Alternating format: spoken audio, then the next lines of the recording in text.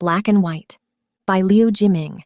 Translated by Chen Gang. Part 2, Volume 2, Chapter 1, Badong's Ideal. Badong was not a child who loved to study, but that did not mean he didn't have his ideal. Badong's ideal was to become a rich man. As he grew older, Badong's ideal gradually took root, sprouted, and grew more substantial like a seed buried in his heart. When he was in high school, the teacher assigned a themed composition entitled My Ideal. Most of the students in the class chose to be soldiers of the People's Liberation Army, scientists, people's teachers, or heroes like so-and-so. Badong was the only one who chose to be a millionaire. At that time, the word millionaire was still unfamiliar.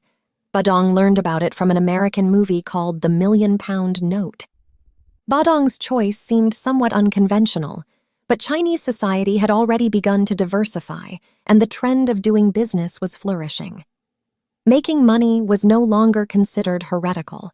The school had even invited an alumnus who had started from scratch and become a 10,000 yuan household to lecture the students.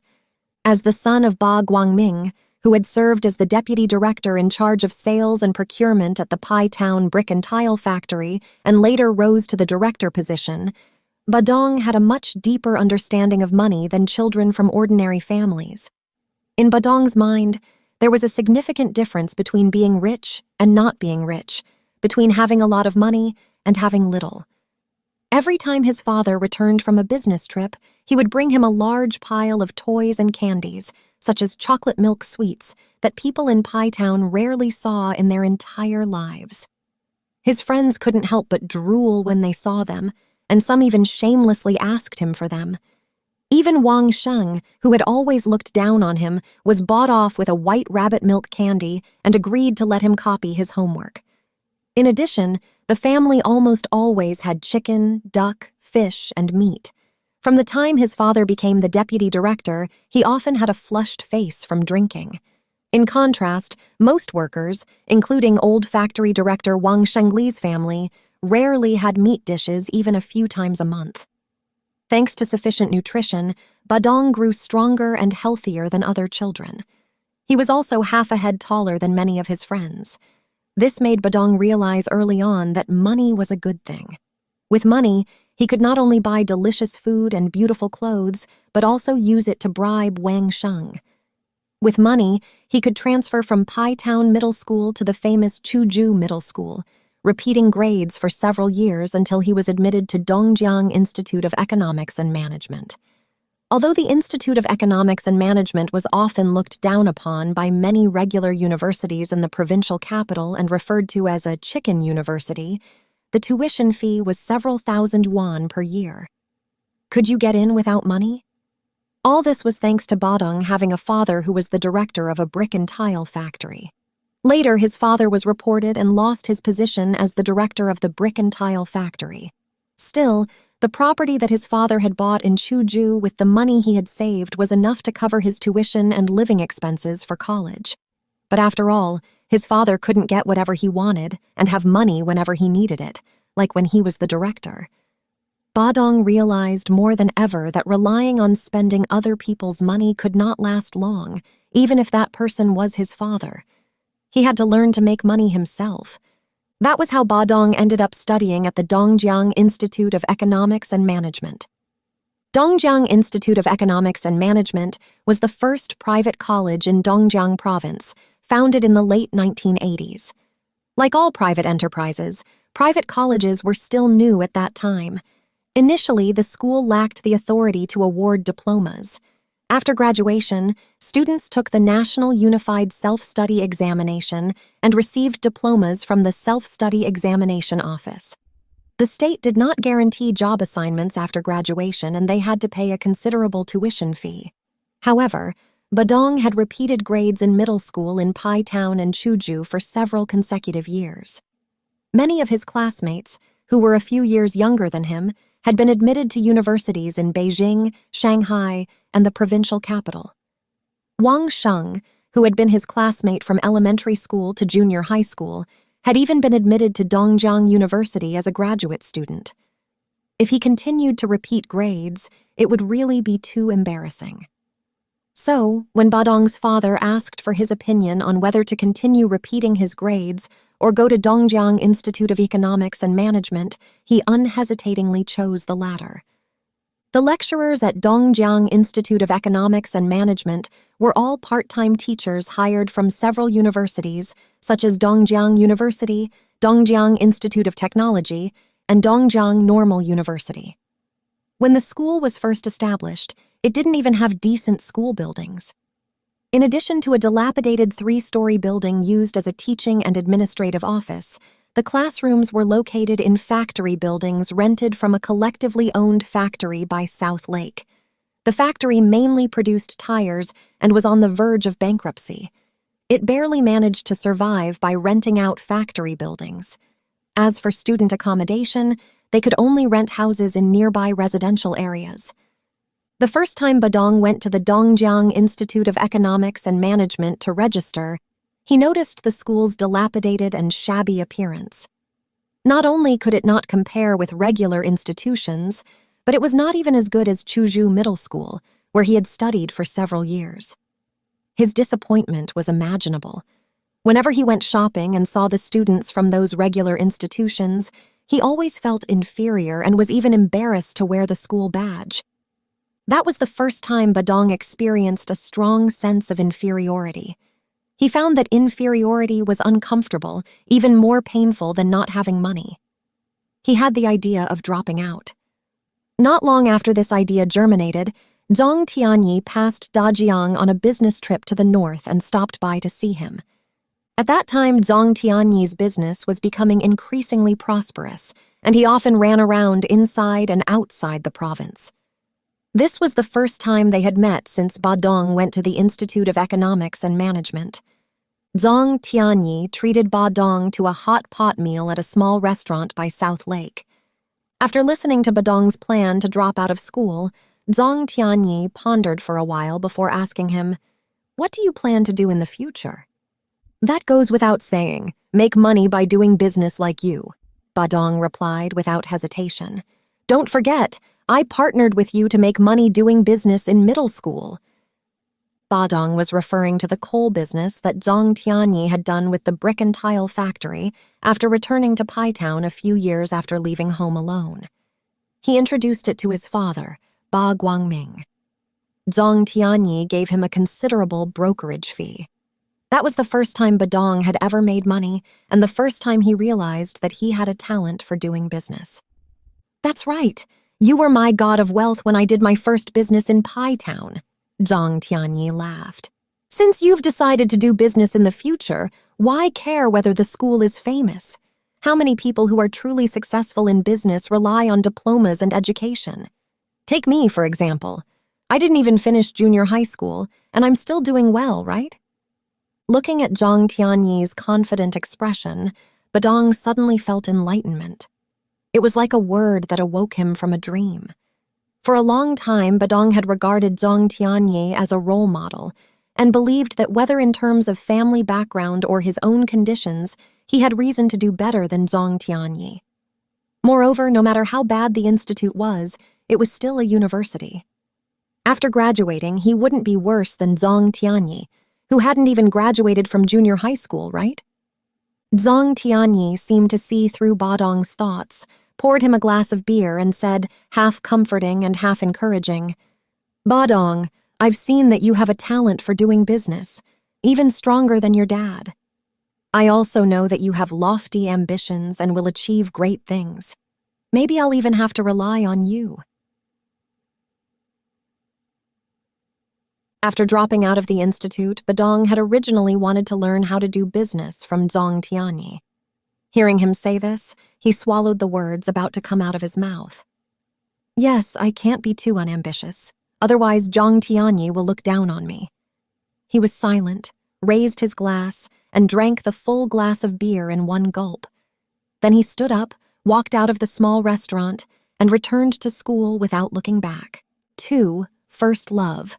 Although students at Dongjiang Institute of Economics and Management had to take the National Self-Study Unified Examination after graduation, as there were separate exam rooms and the invigilators were also employees of the institute, The exam discipline was relatively lax. Many students openly copied answers in the exam room, and the invigilators turned a blind eye. Therefore, most students passed smoothly, and very few failed the exam and were unable to obtain a diploma. The study atmosphere at the institute was already impoverished, and as a result, even more students skipped classes and were absent.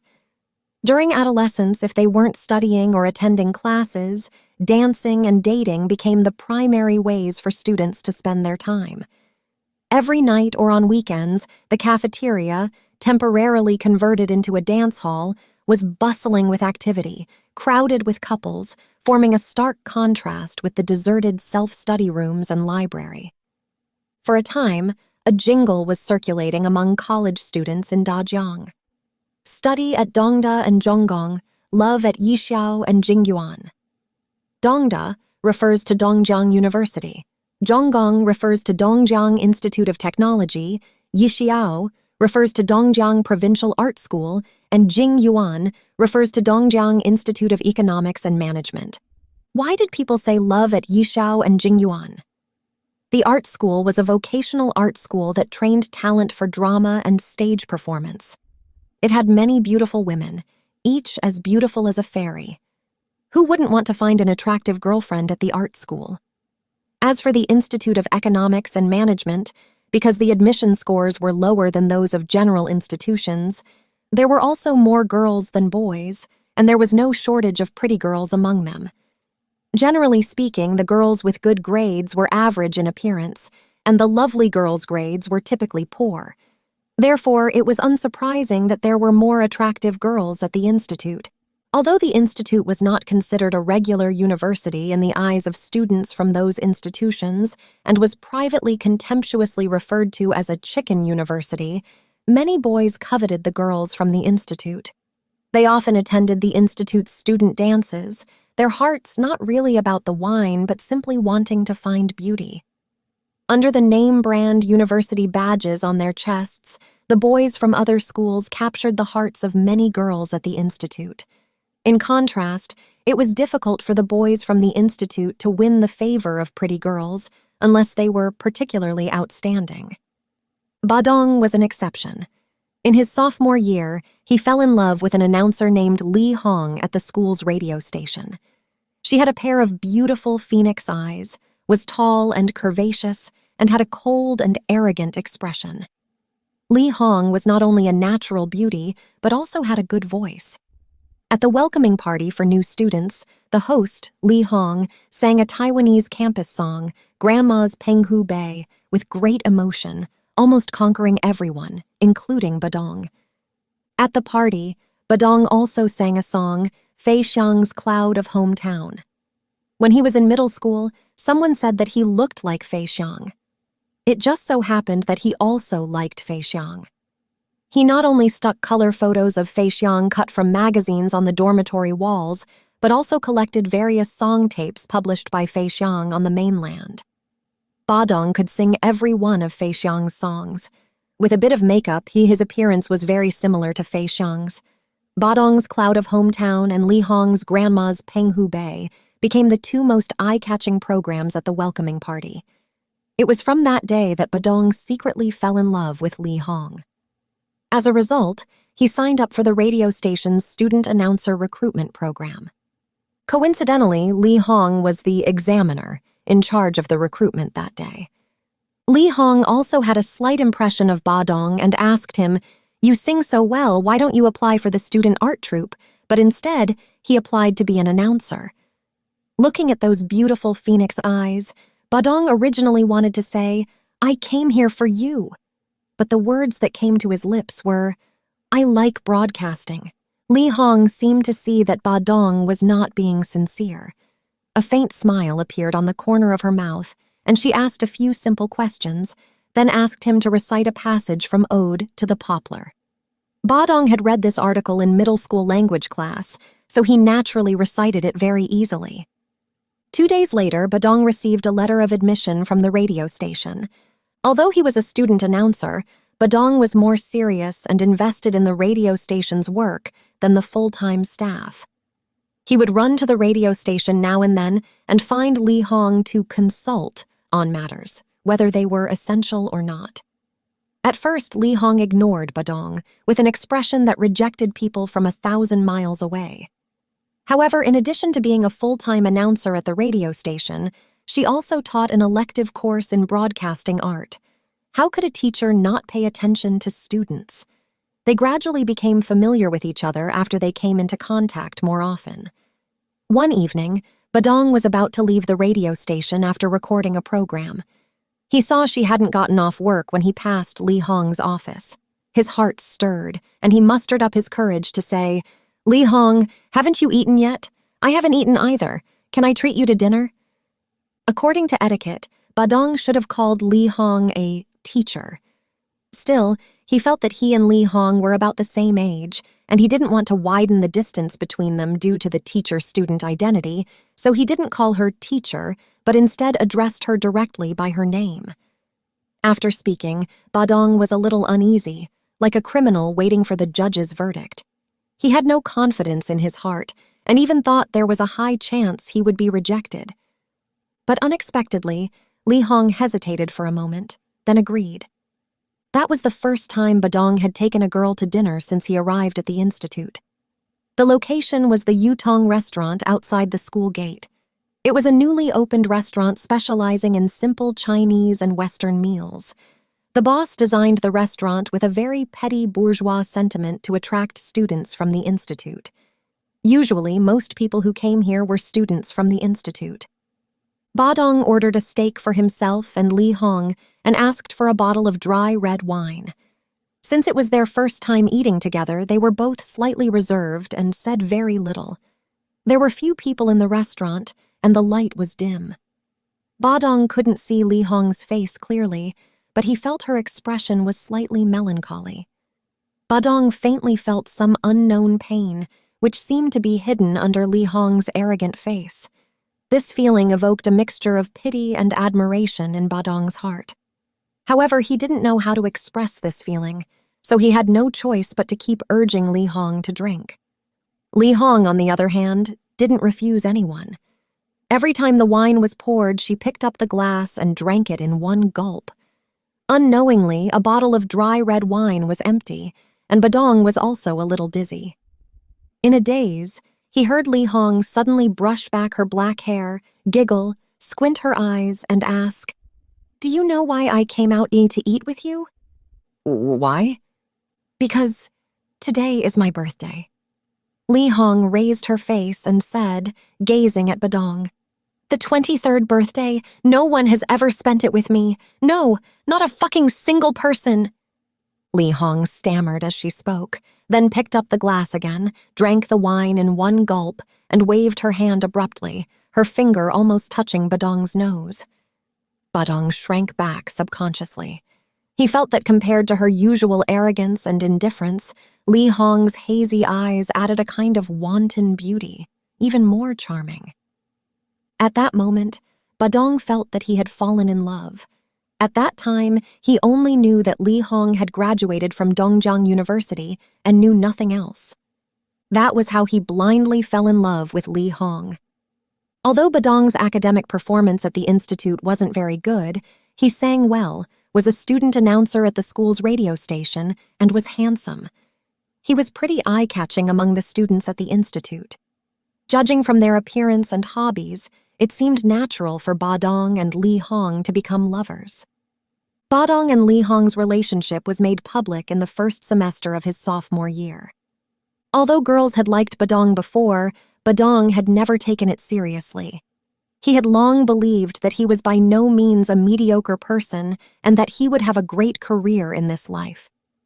Therefore, before choosing his future path in life, he didn't want to have a girlfriend too early, and he regarded it as a commandment. However, after meeting Li Hong, this commandment collapsed at once. A desire he had never had before burned in his heart. He felt that as long as he could be with Li Hong, any life goals or career aspirations could be set aside. In other words, without Li Hong, life was meaningless to him. A long time later, Badong realized that this was the love that was often mentioned in books. Only when you indeed fall in love with a member of the opposite sex can you have this intense love. And this love was Badong's first time. That is to say, Li Hong was his first love. First, love is the most precious thing in a person's life, but it is also the most dangerous. Badong fell into a passionate love without any preparation. Li Hong liked to dance.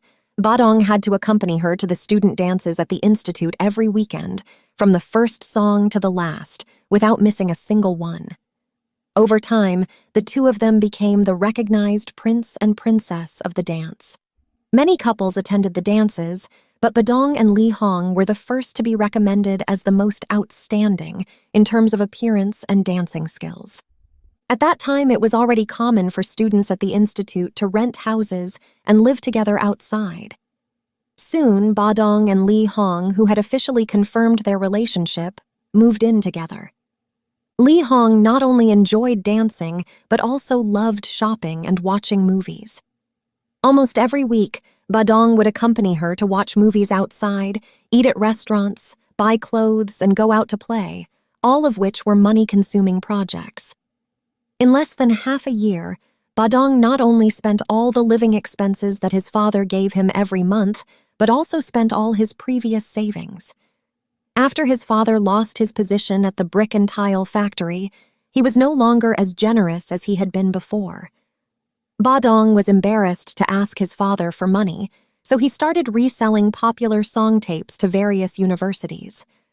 After some time, the money he earned was actually enough to cover his and Li Hong's expenses. Li Hong was unaware of this. She didn't seem to care how Badong's money came from. She was also very generous with her spending. Every month, after receiving her salary, she would go to the dance halls and bars near the school for consumption, and each time, she would drink until she was dead drunk. Li Hong's job as an announcer at the institute was only temporary, and her salary was not high. After a few times of consumption, there was little left.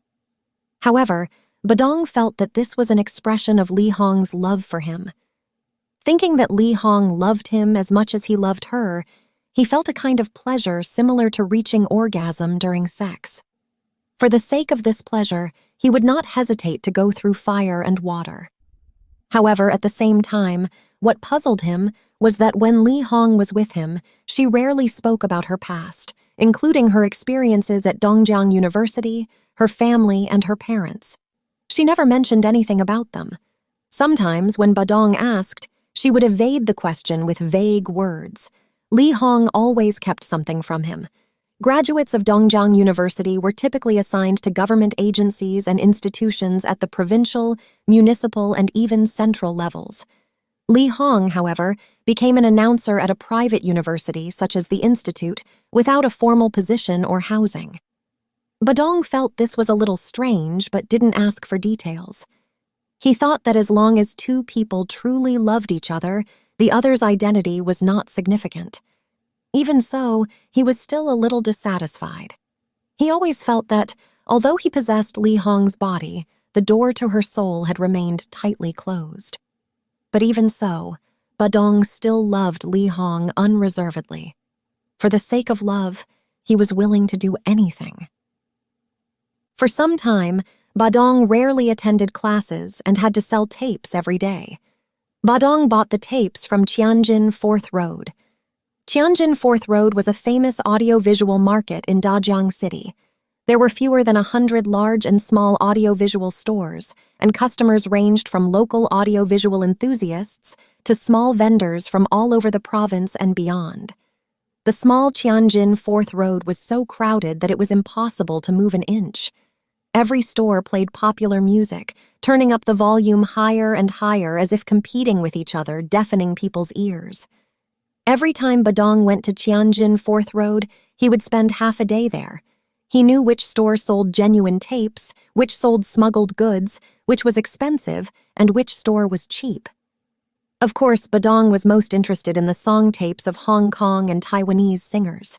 From Teresa Teng, Luo Dayu, Zhang Mingmin, Zhang Yusheng, and Qi Qin to Alan Tam, Fei Xiang, Anita Mui, Sandy Lam, and Fei Wang, The craze for Hong Kong and Taiwanese singers rose in mainland China, one wave after another among college students. It is still in full swing today. Every time Badong visited various university campuses to sell song tapes, the best-selling ones were those by Hong Kong and Taiwanese singers. But very few of these song tapes were officially published. Most of them were smuggled goods imitated by underground factories in coastal areas. Although the industrial and commercial departments thoroughly investigated and addressed them, the purchase price was still low. A genuine tape that cost 5 yuan could be bought for 1 yuan and sold for 3 or 4 yuan, with profits 2 to 3 times higher than selling genuine song tapes. Of course, many audio-visual vendors were willing to buy these smuggled song tapes. Badong's customers were all college students, the largest consumers of smuggled Hong Kong and Taiwan song tapes. Therefore, every time Badong went to Tianjin 4th Road, most of the song tapes he bought were smuggled goods, which he then sold on the campuses of several universities, including Dongjiang University, Dongjiang Institute of Technology, and Dongjiang Normal University. Every time Badong bought goods, they would be sold out in less than a week, and the profits he made could cover his and Li Hong's expenses for a month. Badong experienced tremendous pleasure in selling tapes. He felt that what he had gained from the audio-visual market and the sales process far exceeded the economic management knowledge he had learned in class. Gradually, he became a little addicted to it. One weekend in late spring and early summer, Badong stayed on the campus of Dongjiang University all day. The dozens of Hong Kong and Taiwan song tapes he brought were almost sold out, leaving only one of Fei Xiang's A Firu in winter. This tape contained all of Fei Xiang's representative works, and Badong never tired of listening to every song, especially A Firu in winter. He had even won 3rd prize in the Institute's popular singing competition last semester.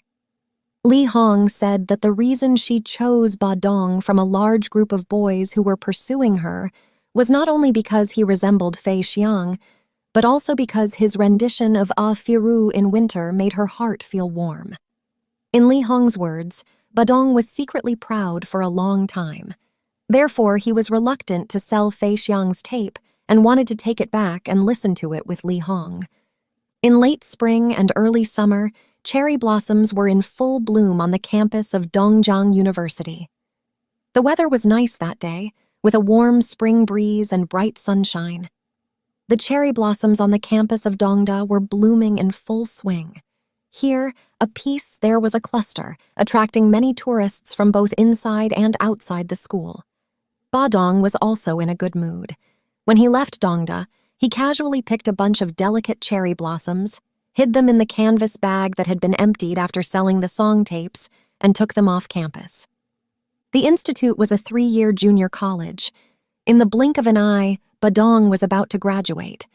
He and Li Hong had been in love for an entire year now. Today was the anniversary of their love. Badong wanted to commemorate it well.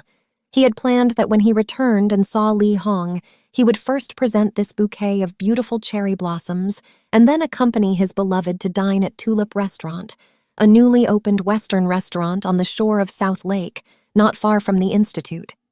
It was in a typical Italian style, and the steak and grilled sausage tasted good. Badong had gone there with Li Hong once before. He planned to return to the campus dance hall to dance after dinner. Because he had been busy selling tapes to make money, Badong hadn't accompanied Li Hong to dance for a long time. But Badong never dreamed that when he excitedly returned to the rented house that he and Li Hong shared and knocked on the door, he was greeted by a young man with pimples all over his face and a goatee. The goatee was wearing only a pair of loose, flowered shorts, with his upper body bare and a thick tuft of chest hair exposed on his chest. Seeing Badong, a trace of panic flashed across the goatee's face, but he quickly calmed down. He even looked at him with some provocation and asked, "Who are you?" "I am." Badong didn't react for a moment.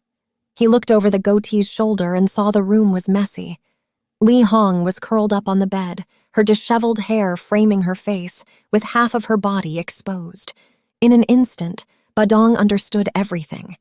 He felt the blood rushing to his head and rushed into the room without regard for anything. The goatee blocked the door, trying to stop him. Badong raised his fist and punched the goatee in the chest. The goatee was small, shorter than Badong's head, and relatively agile. He dodged Badong's fist and ran out the door, but as soon as he ran out 2 steps, Badong picked up an empty beer bottle from the ground, chased after him, aimed at the back of the goatee's head and smashed it down hard. The goatee didn't even have time to shout before falling straight to the ground in the aisle outside the door. At this time, Li Hong, lying on the bed, covered her face in horror and screamed, like a knife stabbed into Badong's heart. He felt that his heart was broken. The goatee was sent to the hospital and received over a dozen stitches before being rescued. Badong later learned that the goatee was named Zhang Xiaobo, and his father was a high-ranking leader in the province. His home was in the South Lake community, not far from the institute. All the provincial high-ranking cadres lived in that community. Zhang Xiaobo was not a student at the institute and didn't even have a formal job. Still, relying on being the son of a high-ranking cadre, he often entered and exited the dance halls of various universities to seduce female students. Zhang Xiaobo seduced Li Hong while Badong was away. Before Badong caught them, they had secretly met in the rented house several times while he was selling tapes. Badong not only compensated all the medical expenses for the goatee, but was also detained at the police station for 15 days. It is said that the goatee's father had originally instructed the relevant departments to file a criminal lawsuit against Badong, but the leaders of the institute considered that Badong was nearing graduation. Out of consideration for the student's future, they came forward to intercede with the goatee's father and gave him a break, not pursuing Badong's criminal responsibility. Badong came out of the police station and returned to the rented house. Li Hong had disappeared, and the house was as if it had been looted. All the items, including the clothes that Badong had bought for her, were not left behind. It is said that after moving out, Li Hong moved into Zhang Xiaobo's home in the South Lake community. After hearing the news, Badong ran to the South Lake community. A sentry stood guard at the entrance of the community.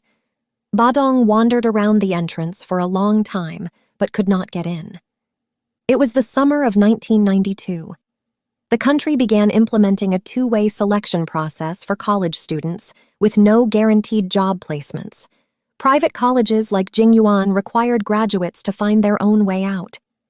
Initially, Badong had already discussed with his father, Ba Guangming, that he would find a job and settle down in Dajiang City after graduation.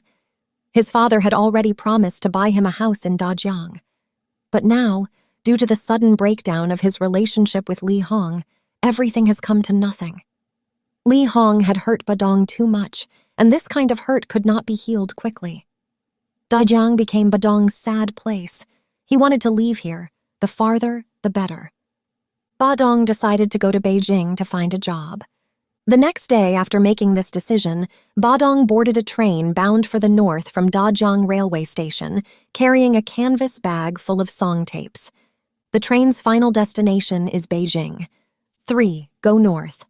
The train traveled north, passing through vast plains and rolling mountains. As Dajiang City gradually receded into the distance, Badong said goodbye to his unbearable first love and college years in this decisive way. Waiting for him was an unfamiliar city and a future full of unknowns and challenges. But Badong believed that in any case, his future would not be more complex than when Zhong Tianyi, after being wanted by the police, fled into the lush Pig Mountain. Since Zhong Tianyi, who had not even graduated from junior high school, could create today's achievements from such adversity, what about himself, a junior college student? Badong bought a standing ticket. In the early 1990s, the fastest train speed was less than 200 kilometers per hour. From Dajiang City, the capital of Dongjiang Province, to the capital Beijing, it took at least 20 hours. That is to say, passengers needed to spend a day and a night on the train. If they bought a sleeper ticket, they could sleep on the train and wake up when they arrived at their destination, Beijing, without feeling tired. But most of those who could afford sleeper tickets were cadres and businessmen. Ordinary people and students could only sit on hard seats, and enduring a day and a night on them was not something everyone could tolerate. If they bought a standing ticket, it meant standing in the crowded carriages for a full 20 hours. From the junctions of the carriages to the aisle, every carriage was filled with passengers who bought standing tickets. Most were migrant workers who went out to work, and their bodies exuded a distinctive smell associated with physical labor. The smell of smoke and the stench of sweat were mixed, making the air in the hard-seat carriages extremely turbid, like a jar of swill that had been overturned, suffocating. Badong remembered that when he was still in middle school, his father took him to Beijing for a tourist trip one summer during his vacation, taking advantage of a business trip. It was Badong's first time on a train. His father was still the factory director at the time, and the two of them traveled in a sleeper. As soon as he got on the train with his father, he entered the sleeper carriage. The carriage was quiet and clean, similar to what he had seen when staying in a hotel in Dajang City. The bedding was neatly folded and very comfortable to lie on.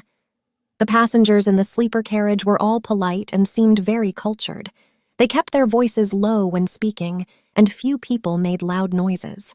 At that time, Badong thought that all the carriages on the train were like the sleeper carriages, and didn't know that there were also hard-seat carriages, or that some passengers had bought standing tickets. Badong didn't expect that when he went to Beijing for the second time, the train experience would be so different from the first time. The reason for the difference was the distinction between sleeper tickets and standing tickets. He once again realized the power of money and the vast difference between having it and not having it. Badong knew that even graduates from many famous universities had difficulty finding jobs in Beijing, let alone a student from a private institution like him. Therefore, before setting off, he went to Tianjin 4th Road and purchased dozens of song tapes, intending to sell them on the train to earn some money to spend while searching for a job in Beijing. He had prepared for a protracted war. As in the past, Badong also bought the song tapes of Hong Kong and Taiwan singers. He went from one carriage to another, shouting and selling back and forth until his throat was almost smoking. By the time the train arrived in Handan, less than half of the song tapes in his bag had been sold. Taking advantage of the fact that the conductor wasn't paying attention, Badong sneaked into the soft sleeper carriage. He had heard his father say that the passengers who traveled in soft sleepers were not only more affluent than the hard-seat passengers, but also held a higher status and were all cadres of a certain level. He wanted to sneak in and try his luck. It was Badong's first time entering a soft sleeper carriage. In his eyes, the hard sleeper carriage was already comfortable enough compared to the crowded hard-seat carriage. Still, he didn't expect the soft sleeper carriage to be even more luxurious than the hard sleeper carriage. The floor was covered with a thick, spotlessly clean carpet, and stepping on it was as soft as stepping on the beach. The berths in the soft sleeper were also not open, like the hard sleeper, but were separated into individual small rooms, each with a closed door bearing a number. Since it was noon, the passengers were all taking a nap, and the aisle was empty, with not a single person in sight. Badong was a little at a loss for a moment. He had originally thought that the soft sleeper carriage was open like the hard sleeper carriage, and that he could sell the song tapes to the passengers one by one. Badong hesitated momentarily, then mustered up his courage and knocked on the sleeper compartment door. The door opened a crack, revealing a well-maintained, ruddy face. The person was approximately 50 years old and appeared to be a high-ranking leader. Badong handed the song tapes in his hand over and said with a smile on his face, "Teresa Teng, Anita Mui's tapes. Would you like to buy 2 and listen to them?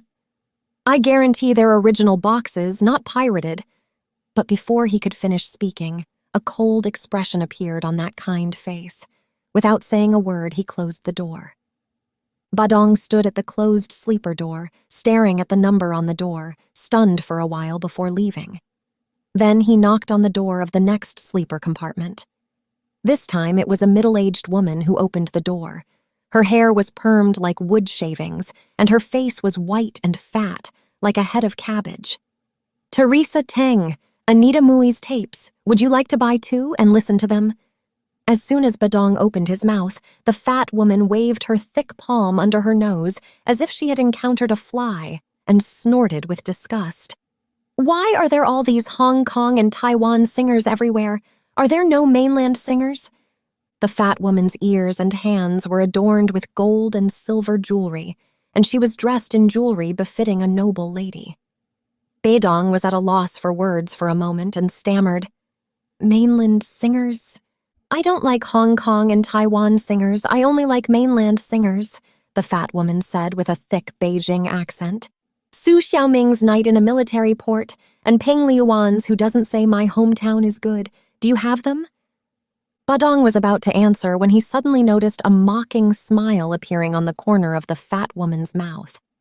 He immediately realized that the other party didn't really want to buy song tapes. Sure enough, before he could answer, the fat woman drew back her face and slammed the door shut with a bang. The wind caused by the closing door carried a pungent smell of powder makeup, choking him and making him sneeze. Badong knocked on several sleeper doors in a row, and the encounters were all similar. He didn't sell a single song tape. He was almost at the end of the soft sleeper carriage. Although Badong no longer had any hope, he still knocked on the door of the last soft sleeper compartment. There was no response after knocking several times. The passengers inside were probably taking a nap, Badong thought, and he was about to walk away when the door opened. A middle-aged man opened the door. Badong figured that he was about the same age as his father. He had a crew cut, a slightly dark face, thick eyebrows, and a pair of eyes that weren't big but were piercing. He was wearing an old military uniform that had faded from washing, and one sleeve was empty. Badong glanced at it and found that this person only had one arm. Badong couldn't help but think of the old factory director of the Pai Town brick and tile factory, Wang Sheng's father, Wang Shengli, who also only had one arm. The people of Pai Town referred to a person with only one arm as a one-handed man. "Who are you looking for?" "I'm looking for..." Fatsing the one-handed man's scrutinizing gaze, Badong lowered his head guiltily, stammering and subconsciously wanting to hide the song tapes in his hand behind his back. But the other person's keen eyes immediately captured that. "Are you selling song tapes?" the one-handed man asked, reaching out with great interest. "What kind of song tapes do you have?" Badong learned from the previous lessons and avoided answering. Instead, he asked, "What kind of songs do you like?" "Me?" A smile appeared on the one-handed man's taut face, and he wasn't as serious as before. "Let me think. Do you have Fei Xiang's songs?" Badong was surprised that someone of this age also liked Fei Xiang. He quickly took a tape of Fei Xiang's songs from his bag and handed it over. "A Firu in Winter. Genuine. Would you like it?" "Genuine?" The one-handed man took it, carefully examining the photo of Fei Xiang on the tape, and then raised his head to look at Badong, saying as if he had discovered something, "Young man, you look a lot like Fei Xiang." Of course, it wasn't the first time Badong had heard such words. He smiled embarrassedly. The one-handed man was obviously fascinated by his discovery and muttered, "If you could sing Fei Xiang's songs, you would look even more like him." Badong said, "I sang Fei Xiang's songs in school competitions and even won an award." "Really?" the one-handed man said with a smile. "Could you sing it for me? If you sing well, I'll buy all the song tapes in your bag." "Really?" Badong opened his eyes wide. "Of course it's true," the one-handed man said seriously, not looking like he was joking at all. Then Badong followed the one-handed man into the soft sleeper compartment. There was no one else in the soft sleeper compartment besides them. "Young man, sing, I'm all ears," the one-handed man said, sitting on the berth, looking expectant. So Badong cleared his throat and sang the song Cloud of Hometown. The clouds of hometown drift across the sky. They constantly call to me when the breeze gently blows around me. A voice calls out to me, "Return, return, wanderers at the end of the world, return, return, stop wandering around, treading heavy steps. The road home is so long. When the breeze gently blows around me, It brings the fragrance of hometown soil. Return, return. Wanderers at the end of the world, return, return. I am tired of wandering. I am full of exhaustion. My eyes are filled with bitter tears. The wind of the hometown, the clouds of the hometown. Erase the wounds for me. I once had grand ambitions, but returned with empty bags. The wind of the hometown, the clouds of the hometown, soothe my wounds, soothe my wounds. Perhaps because he was on a journey, he could empathize with the song's mood, and Badong sang with significant investment and emotion. After singing, his eyes were actually wet. The one-handed man not only listened attentively but also had tears in his eyes like Badong, facing out the window with a somewhat desolate and sad expression. After a long while, he withdrew his gaze from the car window and murmured, "Young man, you sing really well." Saying that, he took out his wallet from his pocket, extracted a stack of banknotes from it, and handed them to Badong. "These song tapes in your bag are mine." Badong initially thought that the one-handed man was just saying it, but he didn't expect it to be true. He was a little embarrassed for a moment. Without offering any explanation, the one-handed man stuffed the stack of banknotes into Badong's hand, snatched the bag on his back, and jokingly said, "Give me this bag together, otherwise I won't have a place to put all these tapes." "I'll give them to you. I'll give them all to you," Badong said repeatedly, handing the bag to the one-handed man with both hands, and was about to walk out of the soft sleeper when he was stopped by him. "You bought a standing ticket, right? Rest here with me." Badong hesitated, not knowing whether to accept the one-handed man's invitation. A stranger, a very high-status person, not only generously bought all of his tapes but also wanted to leave him to rest in a luxurious and comfortable soft sleeper. It was too unbelievable for him. The one-handed man seemed to guess the doubts in Badong's heart and said again, "There were originally 3 people in this soft sleeper, but those 2 got off at Shijiazhuang. I'm bored alone. I just wanted to find someone to talk to. Just think of it as doing a good deed and talk to me." Hearing this, Badong dispelled his heart's doubts and sat on the soft seat. As if treating a guest, the one-handed man stuffed the melon seeds and fruits on the coffee table into his hands, as if entertaining a guest. Badong felt even more ashamed, so he took the stack of banknotes from his pocket, took out 2, and handed them to the one-handed man, saying, "The tapes aren't worth that much money. I should return them to you." The one-handed man grabbed Badong's hand and blocked it back, smiling. "I didn't buy these tapes from you to do a good deed. I plan to take them back as prizes to award to the young workers at the 6803 factory." 6803 factory? Badong muttered the strange factory name. The one-handed man nodded, thought for a moment, took his coat off the coat hook on the carriage, took out a business card and handed it to Badong, saying, "Here, this is my business card." Badong took it with both hands and saw several lines of words printed on the business card. Director of the 6803 Factory of the State Commission of Science, Technology, and Industry for National Defense, Liu Jiming. The address was Wulijie, Miyun County, Beijing, and a contact phone number was provided below. "Wulijie, Miyun County, where is that?" Badong looked at the unfamiliar address and asked, "A remote mountain village far from downtown Beijing," the one-handed man replied while sizing up Badong. "You're a college student, right? What are you doing in Beijing?" Badong hesitated momentarily and said, "Looking for a job." "Oh, what kind of job are you planning to find?" the one-handed man asked with interest. "What kind of job? I haven't decided yet," Badong stammered. "I don't even know if I can find one. Daring to break into the soft sleeper carriage to sell tapes, I think you're a talented salesman," the one-handed man said, half in praise and half in jest. Badong's face turned red when he heard this. He thought, "It was lucky that I ran into him. Otherwise, he might not have gained anything and would have been kicked off the train by the conductor if he had been caught." At this moment, the one-handed man got up to go to the bathroom. Badong saw a thick book on the coffee table. so he picked it up and looked at it. The title on the cover was Night and Day, a novel.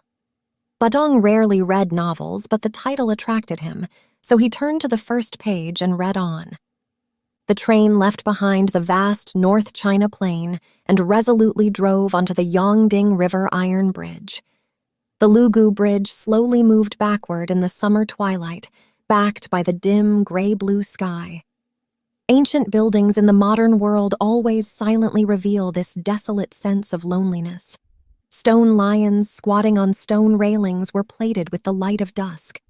Under the arched stone cave in the ancient riverbed, the summer water was vast and lush, and the sandy beach was green. It was 15 kilometers away from Beijing City. As usual, the excitement of entering the national political and cultural center surged every time I returned to Beijing. He squinted and stared at the gradually receding Lugu Bridge outside the train window and at the rolling mountains that vaguely appeared on the northwestern horizon. The scene in front of him was hazy and chaotic. These majestic Taihang and Yanshan mountains divided the northern Mongolian plateau, the Songliao Plain, and the North China Plain. 3,000 or 4,000 years ago, or perhaps even earlier, people went north along the high ground on the eastern foot of the Taihang Mountains from the North China Plain for trade and communication. Before his eyes vaguely appeared the treks of thousands of years ago. Horse teams, endless horse teams carrying goods. And crossed the Yongding River, which flowed eastward from the Taihang Mountains at an ancient ferry, and entered the small Beijing plain surrounded by mountains on the northwest, east, and 3 sides, and then the road split into 3 at a fork. One road in the northwest went out of Nankou, crossed the Yanshan Mountains, and went straight to the Mongolian plateau, horse teams, endless horse teams carrying goods. One road in the northeast went out of Gubeikou, crossed the Yanshan Mountains, and went straight to the Songliao Plain. Horse teams, endless horse teams carrying goods. One road directly east went along the southern foot of the Yanshan Mountains to the coast, and then went north out of the present-day Shanhai Guan to the Liaohe Plain. Horse teams, endless horse teams carrying goods. The route was reversed when coming to the North China Plain from the Mongolian Plateau and the Songliao Plain. The 3 roads converged at the fork and went south across the ancient ferry of the Yongding River. Horse teams, endless horse teams carrying goods. This great ancient ferry is where the Lugu Bridge is now located. At the fork of this even greater north-south transportation hub, the earliest settlements appeared. An elderly father leading a young son, leading 2 old horses carrying luggage, extremely tired. The father sighed and stopped. "Let's settle down here." A few days later, the first small earthen house appeared next to the Yongding River. And in the rapid development of the initial settlements, a city was born. That was the center of the Yan Kingdom, Jicheng. Subsequently, in the evolution of history, it successively became the seat of Guangyang County in the Qin dynasty, Zhuozhun in the Sui dynasty, Yuzhou in the Tang dynasty, Nanjing, the secondary capital of the Liao dynasty, Zhongdu in the Jin dynasty, and finally in the Yuan dynasty, it finally rose to become a national political center, Dadu of the Yuan dynasty. From then on, it replaced historical cities such as Chang'an, Luoyang, and Bianliang with its inevitable power, and seized the most central position in China. It began to be called Beijing in the Ming dynasty. History designated its position. The history of multi-ethnic mutual trade, conflict and war, and mutual fusion and mixing ultimately created Beijing, this unique center.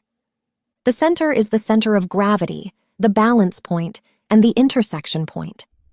The richness and beauty of the southern water towns, the ruggedness and boldness of the northern grasslands, the desolation and sadness of the western deserts, and the enthusiasm and prosperity of the eastern coast all have their characteristics and show a different side. Still, only their concentrated intersection point, Beijing, can represent the personality and culture of the Chinese nation. In China, which city, which place, can condense the strength of the horse teams on the Gobi Desert and the enthusiasm of the silk and rice-producing areas of Suzhou and Hangzhou, the most ancient civilization and the most modern atmosphere, into one body like Beijing? Thousands of years of civilization history, more than 100 years of modern history, the modern history in front of us, and the sensitive contemporary history are all being refined in this capital. He was about to step into the capital. The description in the novel coincided with Badong's mood and interests at the time, and he was immediately drawn to it. At that moment, the announcer's voice came from the car's loudspeaker. "Passengers, Beijing, your final destination is about to arrive. Beijing is the capital of our great motherland, the national political, economic, and cultural center, and also an ancient capital with a 1,000-year history. Welcome to Beijing." The one-handed man returned from the bathroom. He saw Badong staring blankly at the book and said, "This novel is about reform. I just finished reading it. It's terrific. If you like it, take it and read it."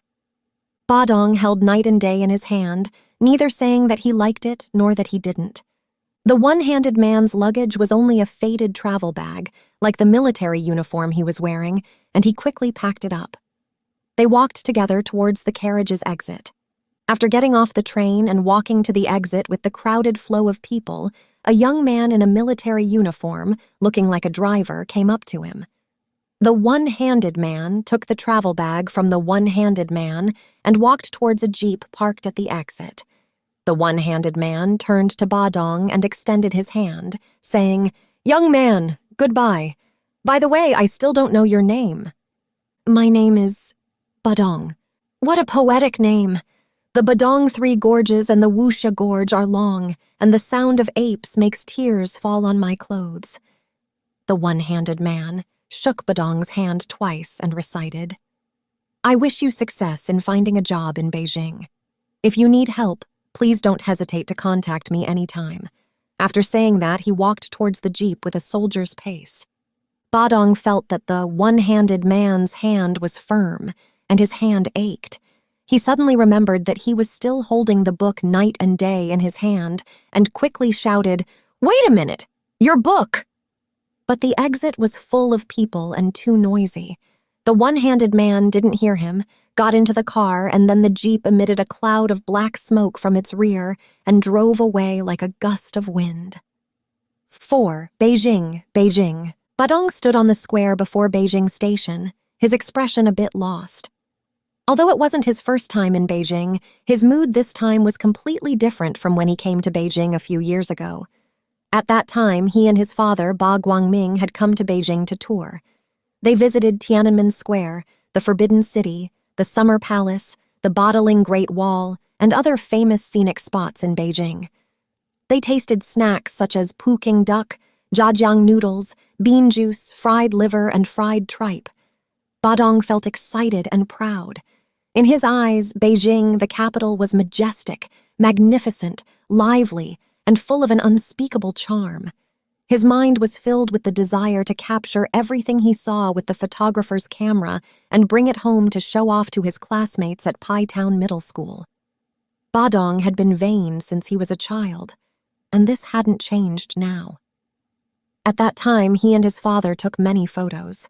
He never thought he would return to Beijing in the future, not as a tourist, but as a junior college graduate seeking a job. The mood of being a tourist and a job seeker was utterly different. At this moment, Badong looked at the bustling crowd on Beijing Station Square and felt his body shrinking gradually. The vehicles shuttling on the road had also turned into beetles. In contrast, the skyscrapers in the distance became even taller and majestic, soaring into the clouds. Badong felt like he had turned into an ant, which could be crushed into powder at any time by these colossal buildings and tidal vehicles. A strong sense of fear, anxiety, and inferiority came over him. Badong suddenly regretted coming to Beijing. He almost turned around and returned to the train station to repurchase a ticket to Dajiang, but his inherent vanity and the recent breakup of his first love made him hesitate. "No, I must not go back." Badong thought that it would be too useless if he returned to Dajiang in such a disheveled manner. Not only would Li Hong look down on him, but he would look down on himself. A surge of unconquered pride rose in Badong's heart, just like when he lost a bet or a fight with Wang Sheng when he was a child. He thought, in any case, I can't always be shorter than Wang Sheng. He looked up at a skyscraper in the distance and said, just wait and see. I won't be a deserter easily. Beijing, I must conquer you. At this time, the hour hand of the Beijing station clock pointed to 3 o'clock in the afternoon. A red-faced man riding a tricycle asked Badong in a heavy northeastern accent, "Brother, are you looking for a place to stay?" As he spoke, he stuffed a palm-sized advertisement into Badong's hand. Badong took it and saw that the accommodation fee was only 5 yuan per night. "Tianjin Hotel, where is that?" he asked while looking at the address on the advertisement. "Rongxianer Hutong, by Miao, Shidan. Is it far?" "Not far. It's just 2 stops from Tiananmen Square." The red-faced man sized up Badong and asked, "You're a student, right? Many students live in our hotel, all looking for jobs. You're not looking for a job, too, are you?" His tongue was like a spring, and the rhythm of his speech was particularly fast. "You're getting a great deal staying at our hotel. You don't have to take the bus, I'll take you there. It won't cost you a penny, and it's conveniently located for transportation. You can walk just a few steps to Chang'an Avenue." Badong hesitated for a moment and got on the red-faced man's tricycle. It was indeed not far from Beijing Station to Shidan. It only took half an hour. After arriving in Shidan, the red-faced man took Badong on a winding and twisting journey through a small alley. Badong's head was dizzy, and he couldn't distinguish between east, west, north, and south. Thinking of what the red-faced man said, a few steps to Chang'an Avenue, he felt that these few steps were far away, and he couldn't help but feel cheated. Just as Badong began to regret it, the tricycle turned into Rongxianer Hutong. Not far away, the tricycle stopped. He looked up and saw a 3-story tube building facing him. The walls were made of ochre clay. The color was dull, and they exuded an old, musty smell. In some places, the wall skin had fallen off, revealing the uneven gray bricks inside, like pieces of scabby wounds. Above the tube building hung a plaque made of aluminum alloy with 4 large Song-style characters written on it. Tianjin Hotel. Like all old-style houses, the door of the tube building is very low. You have to lower your head when entering. Otherwise, you will hit the door frame. Badong got off the tricycle and stared blankly at the low entrance of the Tianjin Hotel when the red-faced man said to him, "Go inside and register. I have to go back to the railway station to pick up passengers." Then he left him behind and hurriedly rode away on the tricycle. The red-faced man was telling the truth. The room that Badong moved into had 4 beds, 3 of which were occupied by college students who came to Beijing to find jobs. The other was a countryman from Luliang, Shanxi, who had come to Beijing to visit relatives and friends. The room was about 10 square meters, and it was not only crowded for 4 people, but also because the windows were tiny, the air did not circulate, and there was an unpleasant smell. Fortunately, Badong was sleeping in bed near the door and occasionally opened the door with a crack to let some fresh air in. The other 2 college students, one from Zhengzhou University in Henan and the other from Dalian Institute of Technology in Liaoning, were graduating students like Badong, and their mouths were full of northern dialect, making it difficult for Badong, a southerner, to understand. The student from Zhengda was named Qin Wengui. His bed was next to Badong's. He had a round face, a slightly crooked neck, and a thin voice. He was relatively talkative and would often pull Badong in to chat whenever he had a chance. He had a relative, old Liang, who was a high-ranking cadre and was frequently seen on the news broadcast. Qin Wengui had come for him this time. Actually, he's not much of a relative. During the Cultural Revolution, Lao Liang was overthrown and sent to our village. My dad took care of him, and he always said he wanted to repay me. That's why my dad asked me to find him as soon as I graduated, Qin Wengui said. "Did you see Old Liang?" Badong asked. Old Liang went to the grassroots to inspect work. There are several sentry posts in the compound where he works, and I'm unable to gain entry at all. However, I discovered that old Liang would return to Beijing the day after tomorrow, and then I would be able to see him, Qin Wengui said with a hopeful look. Badong listened to him saying, old Liang, one after another, and thought that he had just arrived in Beijing and knew nothing, so he couldn't help but envy him and couldn't help but ask, what kind of job do you want? Old Liang to introduce you to.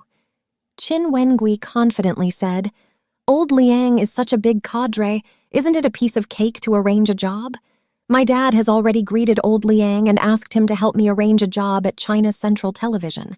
I majored in journalism. It's no problem to be a director, right? Badong was taken aback by Qin Wengui's relaxed and confident tone.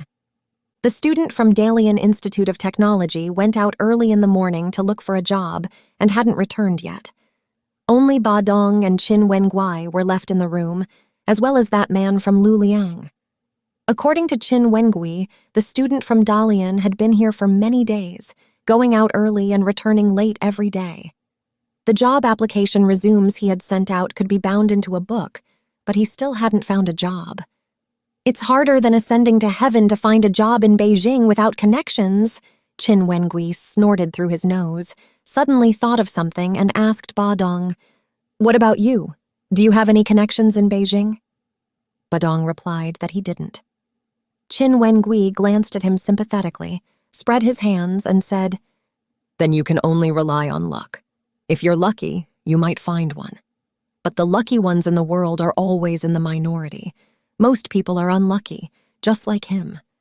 He lowered his mouth towards the man from Luliang, who was curled up on the bed in the corner, and suddenly lowered his voice.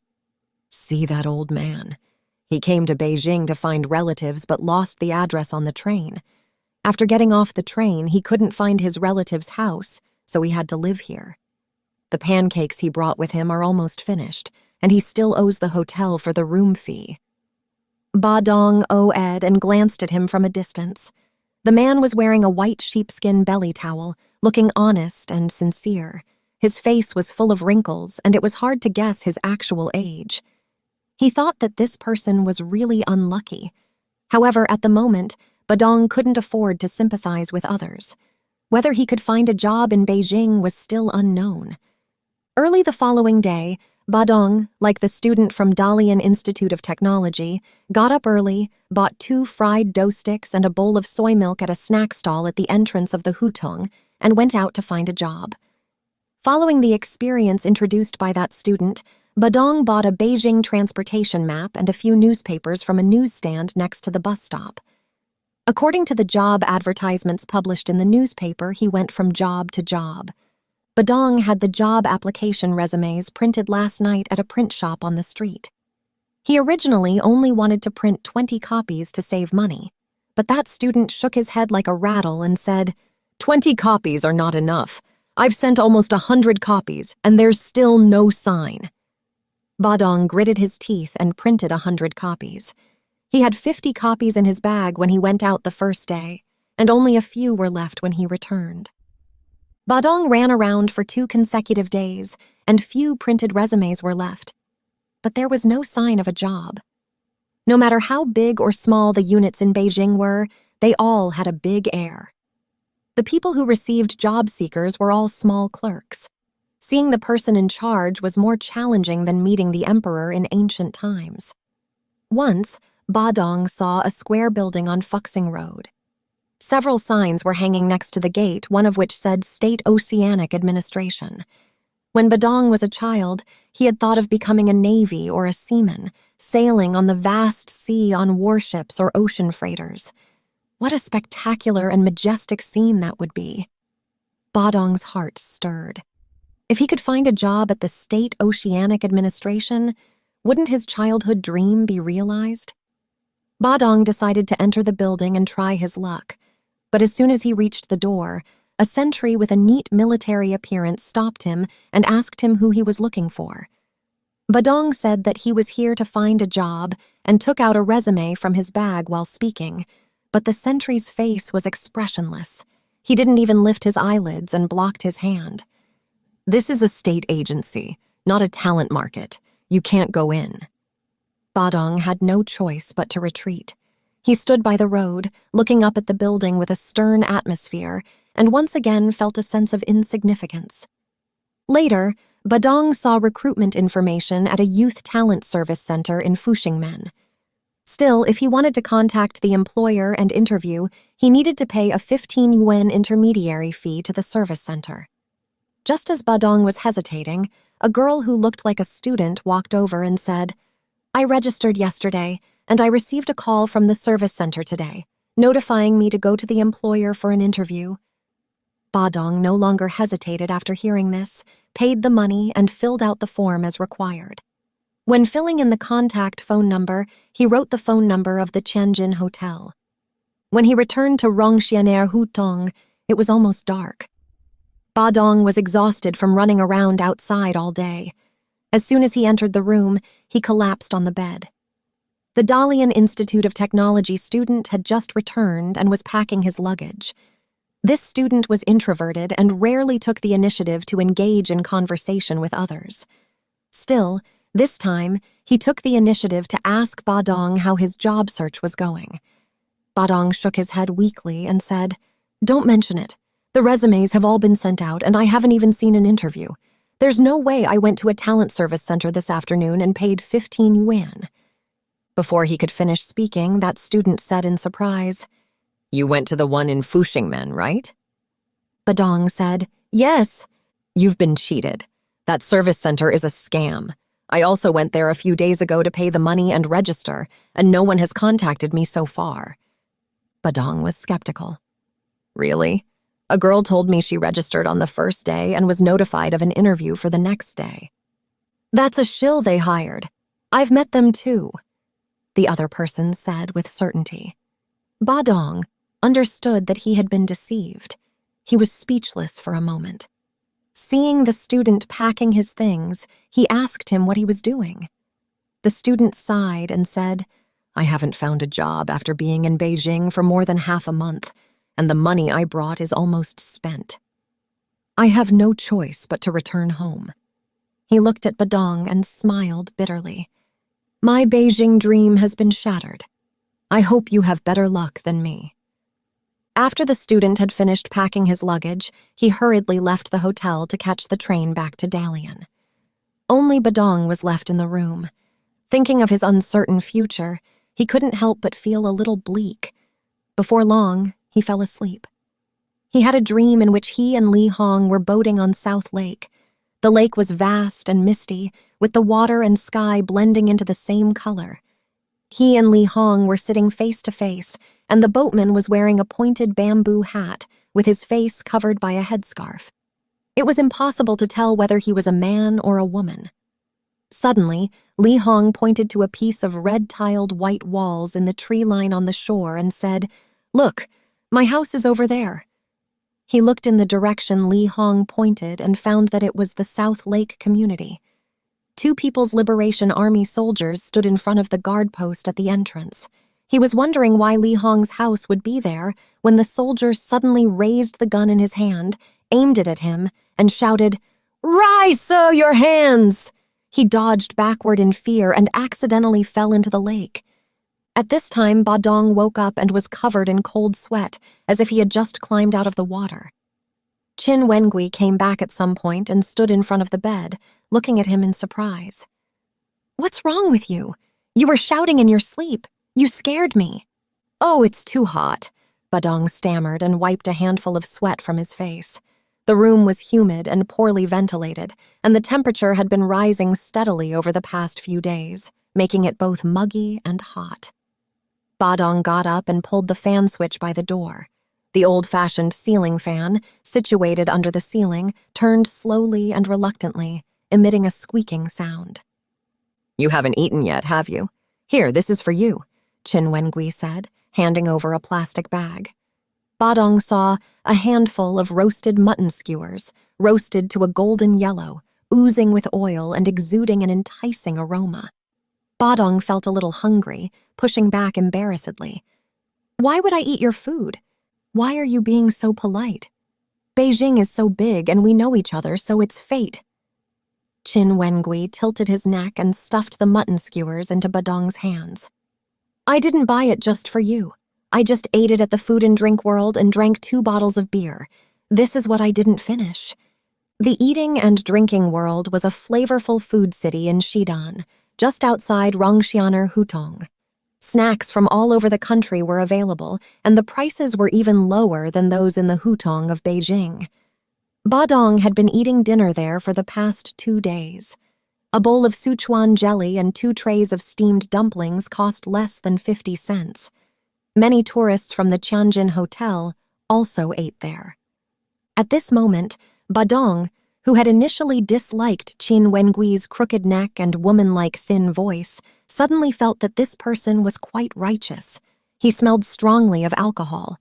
Upon closer inspection, Chen Wengui was found to have a good complexion and looked refreshed from happy events. As he was wondering, Chen Wengui smiled triumphantly. I met old Liang. Oh, how was it? Did he promise to help you find a job? Lao Liang told me personally, Xiao Chuanzu, the work is on me. Chen Wengui imitated the tone of Lao Liang, whom Badong was unfamiliar with. Xiao Chuanzu? Oh, Xiao Chuanzu is my nickname. When Lao Liang was sent down to the countryside, he lived in my house. My mother often cooked him delicious food, making me drool. Chen Wengui said regretfully. However, the job Lao Liang found for me this time is not at CCTV, but at the Chaoyang District Cultural Center. Finding a job in Beijing was sufficient, but Chen Wengui was still particular. Badong felt a little jealous when he thought about how he still hadn't seen a job, so he said casually, "The cultural center is a legitimate public institution, which is not bad." Chen Wengui obviously didn't notice Badong's mood and still said confidently, "CCTV is a piece of fat meat. I don't know how many eyes are watching it." Lao Liang feared a bad influence, so he asked me to go to the Chaoyang Cultural Center for a transition. Lao Liang personally promised that he would find a way to transfer me from the Chaoyang District Cultural Center to CCTV within 2 years. Badong felt that Chen Wengui's words were all hazy, but he had to believe them. He was increasingly impressed with this person. The next morning, Chen Wengui left the Tianjin Hotel and went back to Zhengzhou. Only Badong and the old man from Luliang were left in the room. 100 resumes were like stones thrown into the water, without even a bubble. He wanted to print more resumes, but he had very little money left, and even paying for food and his room and taking the bus became a problem. Badong had to stay in the hotel, waiting for the interview call from the talent service center. He didn't even leave the room from morning to night. When he returned to the hotel, he only went to the alley to buy a few steamed buns for dinner and ate them with boiled water. After waiting for 2 days, he still hadn't received the interview call, so Badong believed that the talent service center was indeed a scam. The hardship and disappointment made him increasingly anxious. He wanted to write a letter to his father and send him some money. But what should he do next? Is he just going to wait like this? Badong had never been in such a difficult situation since he was a child. Since his father started working as a purchaser at the brick and tile factory, Badong's food and clothing were better than those of other families. This gave him a sense of superiority in front of his friends since childhood, and this sense of superiority was instilled in him by his father. Even though his father was no longer the factory director, his influence still allowed him to enjoy this sense of superiority for a long time. He thought this sense of superiority would continue, but he was obviously wrong. He recalled his last trip to Beijing. At that time, his father was still the factory director of the brick and tile factory. The factory reimbursed all expenses. He ate well and lived well along the way. Every time he stayed in a regular guest house, the room was spacious, with a TV and telephone. At this moment, Badong remained in the damp and straightforward room of the Tianjin Hotel. He felt as if he had fallen from heaven into hell, and there was a feeling of being at the end of the road. He realized he was more vulnerable without his father for the first time. At the same time, he was a little ashamed. He had grown up and could no longer ask his father for help when he encountered difficulties, just as he had when he was a child. He had to rely on himself to escape the predicament before him. In the evening, the old man from Luliang returned from outside. He owed the hotel the room fee, and the waiter had urged him several times. He had found a job at a restaurant in Xidan, Shanxi, over the past 2 days, and was preparing to earn money to pay the room fee. At this moment, the old man from Luliang walked into the room, saw Badong lying on the bed, staring blankly at the ceiling, with 2 uneaten steamed buns on the bedside, and shouted in surprise, "What? Eating steamed buns again? How can a young man like you always eat this stuff?" As he said that, he took out 2 pancakes from his pocket and handed them to him. "Here, eat them while they're hot. Authentic Shanxi pancakes, I baked them in the restaurant." Badong smelled a strong smell of scallion oil and eggs, but was embarrassed to take it. The old man from Luliang stuffed them into his hands. "The boss asked me to bring them back. He saw my big appetite and asked me to eat them as a midnight snack." Seeing that Badong was still not taking them, he grinned with his bearded mouth and said, "Young man, what are you being polite for? You eat one, and I'll eat one. How's that?" Badong took the pancake and thought that he had actually fallen to the point where an unknown old mountain man was helping him. His heart was even more uncomfortable, and he almost shed tears. Seeing Badong frowning, the old Luliang man sat down beside him and said in a comforting tone, "Are you worried about not finding a job? What's there to worry about? As the old saying goes, there is always a way to get there. There is no Huayan mountain that cannot be crossed. No matter how heavy the rain is, there will always be sunny days. Take me, for example. I came to Beijing to look for Miyun, but I lost my address and didn't even have the money for the trip. I had to find a job to earn money for the trip home." "Miyun, who is that?" Badong asked casually. "My wife," the old man from Luliang said. Living together for a few days, Badong rarely talked to the old man from Luliang. Recalling what Qin Wengui had said to him, he asked curiously, "I heard that you came to Beijing to rely on relatives. How did it turn out to be finding your wife?" The old man from Luliang waved his hand, took a tobacco pipe out of his pocket, lit it with a match, took a puff, and said, "It's not wrong to rely on relatives either. My wife is a nanny for that relative's family. I haven't been home in a few years and I want to see her. By the way, I'd also like to ask that relative to help me find a job. My wife said that that relative is a high-ranking official in the capital." Listening to it, the old man from Luliang didn't make it clear what kind of relative the family that his wife was working for as a nanny was related to his family. Badong thought of Qin Wengui, who had just left the hotel, and couldn't help but sigh. People who came to Beijing all had acquaintances to find, and were all high-ranking officials. Only he had no relatives. Thinking this way, he felt bleak again. At night, Badong heard the old man from Luliang snoring loudly on the other bed and couldn't fall asleep no matter what. Later, he got up, turned on the bedside lamp, and picked up the book Night and Day that he hadn't read many pages of. A business card suddenly fell out of the book. Director of the 6803 Factory of the State Commission of Science, Technology, and Industry for National Defense, Liu Jiming. As those words jumped into his eyes, Badong's heart suddenly lit up. Chapter 2, 1. Factory Director. Miyun County is located in the Yanshan Mountains, northeast of Beijing, about 70 kilometers from the city center. 2 rivers flow through the county, the Bai and Chao rivers. The Bai River originates in Guyuan County, Hebei Province, and flows through Qicheng, Yangqing, and Huairu counties before entering Miyun County. The Chao River originates in Fengning County, Hebei Province, and flows through Luanping County into Miyun County. The famous Miyun Reservoir was created by damming and storing the waters of these 2 rivers. The Chao River was anciently known as the Baoqiu Water. During the late Pleistocene epoch, before 10,000 BC, the Bai River flowed south after leaving the mountains, passing through the Xiaozhong River to the north of Tong County, where it joined the Yongding River.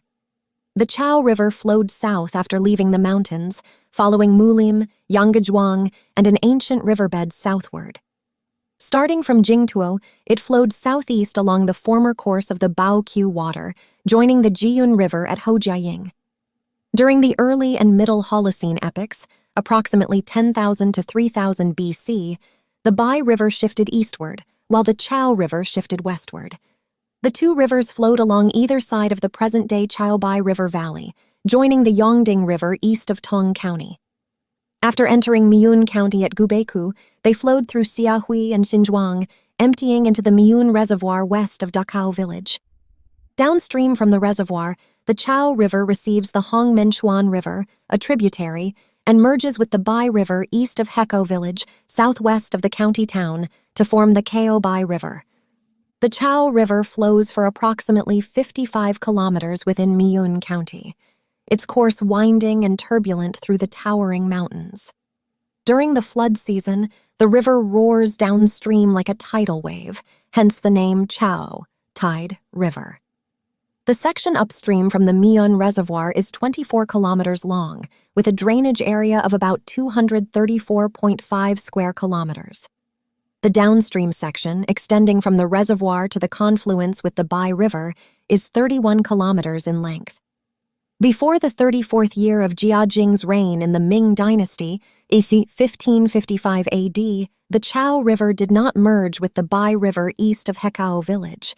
Instead, it flowed southeast from Miyun County town, passing through Tixiazhuang and New Chayu, then south through Tangjishan in present-day Shunyi County, where it merged with the Bai River south of Dahu Jiaying and east of Niulanshan.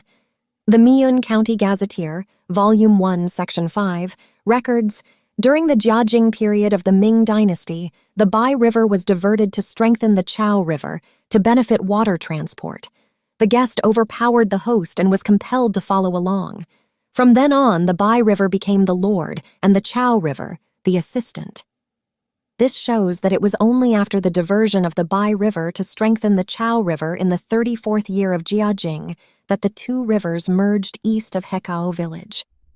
The main stream was diverted to the boundary between Huairu and Shunyi counties, passing through Weili, east of Taipingzhuang and west of Dahu Jiaying, before entering the original river course. The original course of the Chao River is now the Xiaodong River, which flows through Miyun and Shunyi counties. Factory 6803 was located in a small town called Wulijie, at the confluence of the Bai and Chao rivers as they flowed into Miyun Reservoir. Wulijie was about 30 kilometers from the county town.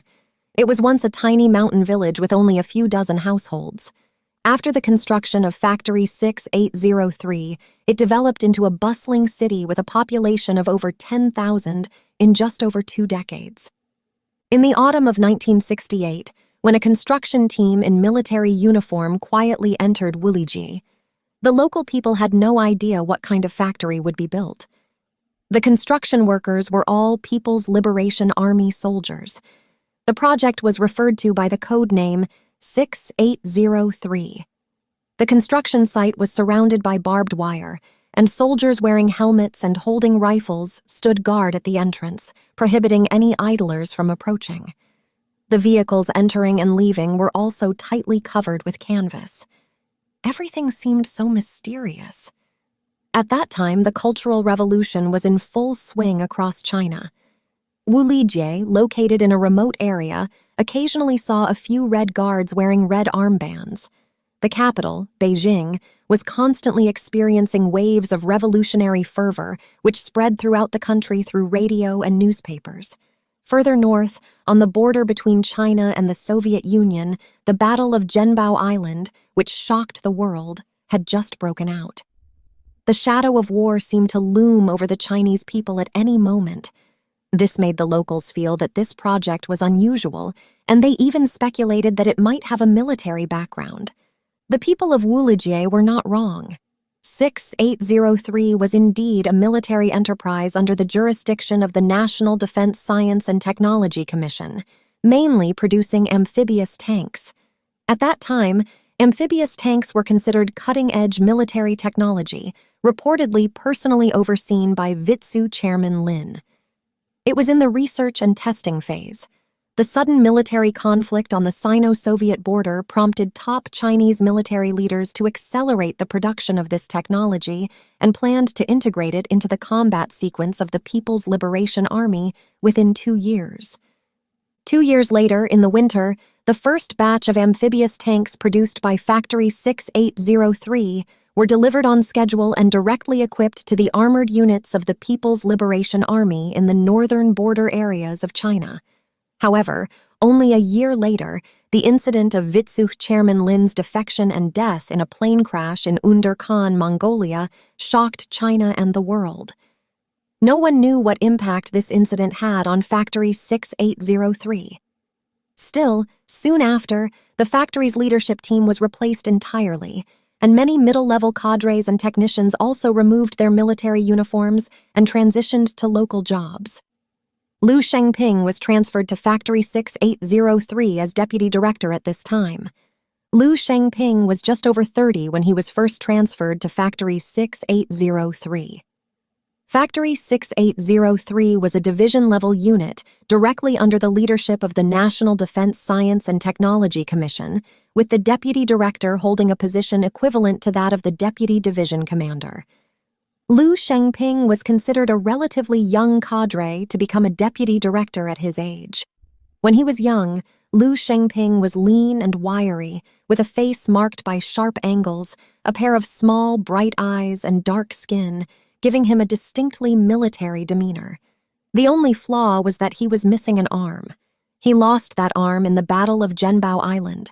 Liu Shengping was the commander of the Anti-Aircraft Artillery Company of the 635th Regiment of the People's Liberation Army's Aid Vietnam Forces.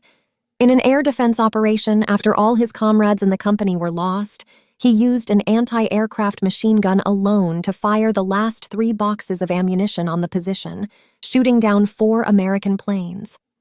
After returning to China, Liu Shengping was awarded the first-class merit. The prize he received was a set of letters from the South.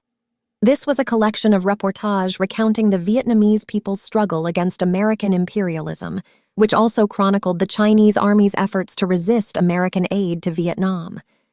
After being translated into Chinese and published by the China Youth Publishing House, it had a significant impact on the entire country, particularly among young readers. Liu Shengping loved this set of books, took it with him from the south to the Sino-Soviet border in the north, and participated in the famous Battle of Zhenbao Island. At that time, Liu Shengping was the deputy regimental commander of a border defense unit stationed on Zhenbao Island.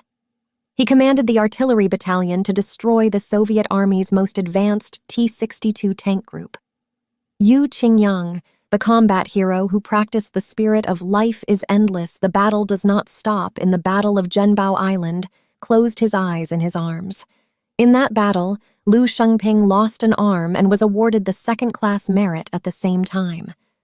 Soon after, he took the halo of a combat hero with first-class merit and second-class merit from the frontline troops to the rear, working in the Shenyang Military Industry Department under the National Defense Science and Technology Commission until he was transferred to Factory 6803 as deputy director. As a combat hero, Liu Shengping had an innate sense of honor. He was initially ambitious and sought to make a positive impact in his new role. Still, unfortunately, soon after being assigned to the troops, the amphibious tanks just equipped to the troops were quietly discontinued. As for the reasons for the discontinuation, everyone in Factory 6803, from the leaders to the ordinary cadres and workers, knew it in their hearts, although they did not say it. In addition to the impact of the Lin Biao incident, the main reason was that, following the Zhenbao Island conflict, the initially tense situation between China and the Soviet Union had significantly eased. In addition, U.S. Secretary of State Kissinger and President Nixon visited China one after the other, and the international and domestic situation underwent significant changes. The danger of war that had once shrouded the hearts of most Chinese people seemed to have disappeared. The amphibious tanks of Factory 6803 no longer held the same level of strategic importance, and it was logical that production was discontinued. For a while, Factory 6803 was almost dormant. Not only the ordinary cadres and workers in the factory, but even Liu Jiming, the deputy director, had nothing to do all day long. During that time, he had to go home every other day. Liu Jiming was a local. His home was only a dozen kilometers away from Wulijie, and it took him half an hour to drive there by car. Liu Jiming's family used to live by the Bai River. They relocated to the Chao River in 1958 during the mass migration to construct the Miyun Reservoir. Liu Jiming's transfer back to Miyun was also related to his family. His father died early, and his mother raised him single-handedly. His father was a hunter, a well-known sharpshooter on the south bank of the Bai River. He often carried a musket to hunt in the old forests at the foot of the Yanshan Mountains. Every time, he could hunt rabbits, pheasants, and other prey, bring them home, and have his mother cook them. The whole family, young and old, would enjoy a delicious meal, celebrating the new year. His father usually did not drink alcohol, only when he hunted game. He always drank until his face was red and he was drunk, vomiting all over the house. His mother would cook ginger soup and use a wet towel to apply it to his forehead, which was burning with alcohol without a single complaint. Liu Jiming had an older sister, several years his senior, who married when he was very young. Her husband's family was on the north bank of the Bai River. At that time, no bridge was on the Bai River, and crossing the river depended on ferries. There was a ferry every few miles upstream and downstream. It was inconvenient to travel back and forth when it was windy and rainy. His sister had been married for several years, but she had not returned home often, and his parents and Liu Jiming rarely visited his sister's house. The year Liu Jiming was in high school, his sister gave birth to her second child, a son, which naturally had to be celebrated. His sister's first child was a daughter, and his parents did not attend the celebration. How could they not go this time? The day before he went to his sister's house, his father went to the old forest at the foot of the Yanshan Mountains to hunt for the afternoon. When he came back, 2 pheasants were hanging on his musket, still dripping blood. The next day, his father took these 2 pheasants to his sister's house on the north bank of the Bai River to congratulate her. As a daughter, his sister knew his father's hobby and specially asked the chef who was hired to make the banquet to stew one of the 2 pheasants for his father to drink. People were refreshed when they had happy events, and his father was delighted to have his first grandson, so he drank more unrestrainedly than usual. By the time the banquet was over, the relatives who had been specially invited by his sister to accompany his father were not drunk, but his father was so drunk that he was unconscious. He was carried to the room to sleep for half a day. When he woke up, it was almost dark. His sister wanted to keep his father overnight, but his father refused and insisted on going home. The ferry was more than 10 miles upstream. After his father returned to the south bank from the north bank, he had to pass through the old forest at the foot of the Yanshan Mountains to go home. At that time, it was already dark.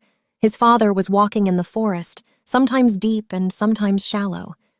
He used to hunt in the old forest often and was familiar with the road. He would not get lost even with his eyes closed. Just as his father was about to walk out of the old forest, a rustling sound suddenly rang out not far away. His father opened his hazy, drunken eyes and saw a wild black boar rushing out of the nearby thicket. The wild boar was mighty, weighing more than 300 pounds. The bristles on its body were thick and black, like sharp swords sticking out. His father's head, which was dizzy with alcohol, was suddenly awakened. His father had encountered and killed wild boars more than once before, but he had never encountered them at such close range as now. But he was not afraid at all. He took the musket from his back with extreme speed and shot at the wild boar that was close at hand. If it were normal, at such a close distance, this shot would hit the wild boar's vitals, but his father was not completely awake from the alcohol at that time, and it was dark, so the muzzle was slightly deviated and hit the wild boar's belly. The wild boar was a little dazed when it suddenly encountered the hunter.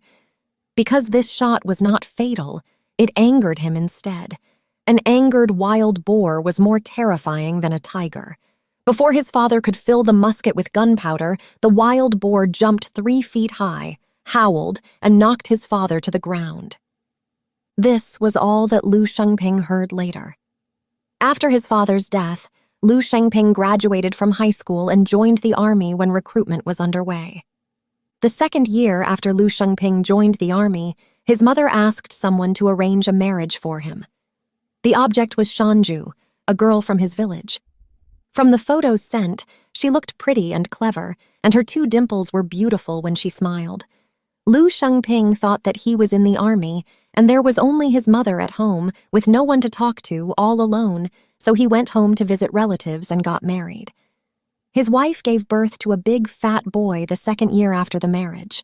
Because the war in the south was intense, and his unit was about to deploy to Vietnam, Liu Shengping did not have time to go home and see his son.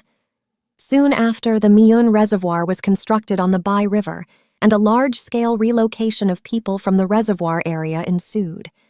His mother, wife, and son, who was just over a year old, moved from the Bai River to the Chao River. At that time, Liu Shengping had joined the army to resist the U.S. and aid Vietnam, and he could not go home to visit relatives on the fiery battlefield in Vietnam. 2 years later, Liu Shengping was transferred back to China with his troops, and he had the opportunity to visit his relatives. When he saw his mother, wife, and son in their new home by the Chao River, he was filled with a mix of joy and sorrow. His mother was much older than she had been before, and her hair was almost entirely white. When she saw her son, she just kept wiping away her tears and repeatedly muttered the sentence, "It would be great if your father were still alive." According to his wife, Shanju, since moving to the Chao River, his mother had never stopped missing her old home by the Bai River and often clamored to return and see it. After his father died, he was buried by the Bai River. What his mother really missed was his father. But as the reservoir was built and stored water, his old home had long been submerged, and he could not see his father's grave even if he went back. Liu Shengping looked at his gray-haired mother and felt a pang of sadness in his heart. However, what made Liu Shengping gratified was that his son was already 3 years old, with a bulging forehead and a pair of eyes like 2 black gemstones, so bright and lovable. His son had never seen his father since birth, and he would not call him Dad. Shanju took a photo of him that he had sent back from the front line in Vietnam and showed it to his son. "Chower, this is your father. Call him Dad." But his son did not say a word. Chower was the name Liu Shengping gave him. At that time, his wife wrote to him after giving birth to a child and asked him what name to give their son. He thought about it and called him Chower because his son was born by the Chao River. But now Chower, already 3 years old, refused to call him his father. His heart was blocked, and he almost shed tears. During his home leave, Liu Shengping spent most of his time with his son. He wanted to make up for what he owed Chower in the past. To please his son, he transformed himself into a child and played the games he had enjoyed as a child with Chower all day long, such as throwing grass rakes, catching chickens, and rolling iron rings. He played all the games he played as a child with relish. He also taught Chower how to swim in the Chao River. The Chao River is a tributary of the Bai River. The river channel is narrower than the Bai River, but the water flow is much more rapid. He made a swimming ring out of an old truck tire at home and put it around Chower's waist for safety. Chower learned to swim in a few days and could swim a few meters without a swimming ring. By the time his home leave was over and he returned to the army, Chower could not leave Liu Shengping, pulling him and calling him Dad, Dad, as he reluctant to let go. Soon after returning to the army from his home leave, Liu Shengping was transferred from the south to the north. A year later, the Battle of Zhenbao Island erupted, and the border guards he was with also took part in the battle. Before leading his troops to the front line, Liu Shengping prepared to sacrifice and put his son's photo in his close-fitting pocket. That was sent by his wife Shanju not long ago. In the photo, his son had grown taller, with a bulging forehead and dark eyes, wearing a military cap that he had left behind when he left home, the 5-pointed star on the hat shining brightly, revealing a heroic and handsome look in a little man. In another year, his son would start elementary school, and he thought about buying a small school bag for him and sending it back. But he never dreamed that just after returning to the rear after the battle, he received a telegram from his wife Shanju that Chao had unfortunately drowned while swimming in the Chao River with his friends. Later, he heard Shanju say that Chao had initially planned to go into the water with the swimming ring he had made, but the tire was punctured by something. Liu Shengping felt that he could never repay the debt he owed his family. From that point on, he had the idea of returning to his hometown to work. A year later, Liu Shengping was transferred to Factory 6803 as deputy director, as he wished. The second year after Chao drowned, his wife Shanju gave birth to a daughter named Xingli. The factory location, Wulijie, was only a dozen kilometers away from his home, so Liu Shengping could go home on weekends and holidays to care for his mother, wife, and daughter. In the late 1980s, as the military began to permit business operations, Factory 6803, like most military enterprises, transitioned from producing military motorcycles to producing civilian motorcycles, embarking on a path of independent operation and self-financing. Liu Shengping became the director during this period. After the transition, Factory 6803 remained administratively under the National Defense Science and Technology Commission. Still, it had long been separated from the military industry sequence and transformed into a military-civilian enterprise. After the amphibious tanks were discontinued, military motorcycles were produced for some time. Without the preferential policies of military enterprises, everything depended on the enterprise to develop and fight in the market. This was an unprecedented test for Factory 6803, and it was the first time the factory director, Liu Shengping, a combat hero, had been a bride in a sedan chair. To enable the Hurricane brand motorcycles produced by the factory to compete in the market, he not only carried out drastic reforms within the factory, but also personally took charge of product sales, so some people said that his role was almost that of a sales director. The products of Factory 6803 were like those of the Emperor's daughter, who had no worries about getting married, and the supply and marketing department seemed insignificant. Now it has become the most crucial department in the factory. To better adapt to market competition, Liu Shengping imitated foreign enterprises and changed the sales department. The sentence he said most often at large and small meetings was, "No matter how good the products produced are, they are just a pile of scrap iron if they cannot be sold." To increase product sales, he used all his means, but it still had little effect. After several years of transition, Factory 6803 continued to suffer losses, and even wages could not be paid. To pay wages to the employees, Liu Shengping borrowed money from local banks, applied for financial assistance from higher-level departments, and robbed Peter to pay Paul. At the same time, he sought to establish sales channels for the products and personally led the sales staff in touring the country. However, because the sales department employees were all trained under the planned economy, their concepts and behaviors remained unchanged, and there was no significant improvement in sales. To update his concepts, Liu Shengping devoted himself to self-study during his spare time. Efficiency is life, time is money, the essence of enterprise competition is a talent competition, etc., and he memorized them by heart. During that time, Liu Shengping was eager for talent and publicly recruited a sales department manager, offering a salary even higher than his own as the director. However, there were very few applicants after the advertisement was published in the Beijing newspapers. The reason was that Factory 6803 was located in a remote area and lacked appeal to top talent. 2. Bole and the Thousand Li Horse. When Badong first arrived at Factory 6803, there were no vacancies in the employee dormitory, so he lived in a warehouse in the administrative office building. The warehouse was located on the first floor, a relatively damp but spacious area, measuring approximately 20 square meters, significantly larger than the average employee dormitory. It was initially used to store labor protection and welfare supplies and was managed by the logistics department. Badong was in the sales department, so there was no reason to live in the logistics department's house, let alone a vital office warehouse. It was Director Liu Jiming who personally came forward to find the logistics department before they agreed to let him live there. Factory 6803 had stringent confidentiality and security measures when it was still a military enterprise. Soldiers were on guard at the gate, and factory employees had to undergo strict inspections when entering and leaving the factory area. Outsiders also had a complex registration process to enter the factory for business purposes. High walls surrounded the entire factory area. After the military was transferred to civilian use, the military sentry post at the factory gate was removed, and entry and exit were no longer as strict as before. Nevertheless, the factory office building was still managed with greater strictness.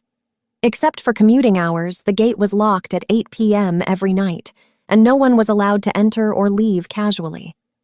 Badong lived in the warehouse on the first floor. Once it was evening, he could only stay honestly in the room. If he came back late from outside or had to go out to do something, he had to spend half a day grinding his lips with the master in the gate guard room. The security department managed the guard room. Master Zhao, who was in charge of the gate key, was a veteran who had retired from the army from Tong County, Beijing. He had a bad temper and usually ignored Badong. One night he was hungry at work and wanted to go out to the town's convenience store to buy something to eat, but no matter how hard he shouted, Master Zhao refused to open the door. Another time, Badong was not acclimatized to the environment and ate the food in the cafeteria. He suddenly had a stomachache in the middle of the night and wanted to go to the factory clinic for an injection. Master Zhao had gone home, and Badong was in so much pain that he rolled on the ground. Later, he called Director Liu Jiming for help, and someone was sent to get the key to the office building gate from Master Zhao's house and take him to the clinic. The doctor said that if he had come an hour later, the acute gastroenteritis would have turned into a stomach ulcer, and Badong might have been in danger. From then on, Director Liu Jiming specifically instructed the director of the logistics department to specially equip Badong with a key so that he could freely enter and exit the office building 24 hours a day, making his life much more convenient. Not only that, but Liu Jiming also personally greeted the logistics department and asked the cafeteria to cook a small stove for Badong and make a bowl of rice for him every day. Badong was a southerner who couldn't stand eating noodles 3 times a day. At first, the people of Factory 6803 only knew that Badong was a young man who had just graduated from college. There were at least a dozen salesmen like him in the sales department, so they didn't pay much attention to him. However, since the Special Care series began, people have started to look at Badong with new eyes. Many people speculated that Badong and Director Liu Jiming had some special relationship. Soon, someone discovered Badong was different from the average newly recruited college student. He was a talent that Director Liu Jiming found on the train. Some people further speculated that the relationship between Badong and Liu Jiming was not an ordinary one between a thoroughbred horse and a bolu, but also had a special layer of complexity. Liu Jiming had always missed his son, who drowned in the Chao River when he was less than 7 years old. Even now, he still had his son's photo pressed under the glass of his desk. Someone noticed that Badong, the newly arrived college student in the sales department, bore a striking resemblance to Director Liu Jiming's late son. Someone also calculated that if Liu Jiming's son were still alive, he would be about the same age as Badong. It was said with such certainty that people had to believe it. But as Badong continued to achieve reasonable work results, these speculations came to an abrupt end. After working in Factory 6803 for only a year, Badong won the monthly sales champion, leading the sales staff 3 times in a row. Director Liu Jiming, who had been frowning over the sales volume of Hurricane motorcycles, stretched his brows for the first time. He not only publicly praised the sales department at the factory meeting, but also announced that he would award an extra bonus to the sales department and personally put the sales champion ribbon on Badong. The people of Factory 6803 increasingly believed that the relationship between director Liu Jiming and the newly arrived college student Badong was indeed a relationship between a bolu and a thoroughbred horse. Not only did the people in the factory think so, but even Badong himself thought so. At first, Badong was unable to find a job in Beijing and was stuck in a small hotel on the verge of running out of money. He had to turn to Director Liu, whom he had just met on the train. The other party accepted him without saying a word and made him a salesman in the sales department. His father, Ba Guangming, had worked as a sales and procurement manager in a brick and tile factory for many years. Badong had been influenced by what he saw and heard since childhood. He almost unconsciously knew how to sell things to others at the highest possible price and buy things from others at the lowest possible price. During his 2 years of studying at the Institute of Economics, he almost forgot many of the economic management courses. Still, he only remembered one sentence which was said by a famous Western entrepreneur: "All economic knowledge can be summed up in one sentence: how to legally put the money in other people's pockets into your own pockets." After entering Factory 6803, Badong quickly applied the one-sentence economics he had learned from his father and in the university classroom, achieving immediate results. With these results, he not only gained a foothold in Factory 6803, but also won the unique appreciation of Director Liu Jiming. Now, Badong was increasingly convinced that although Factory 6803 was located in a remote area, it was a good place for him to display his talents. He felt that he might have been born to be a salesman, and he had met Liu Jiming on the train. All of this was an arrangement of fate. Therefore, Badong sincerely thanked Director Liu and regarded him as his bolu and benefactor.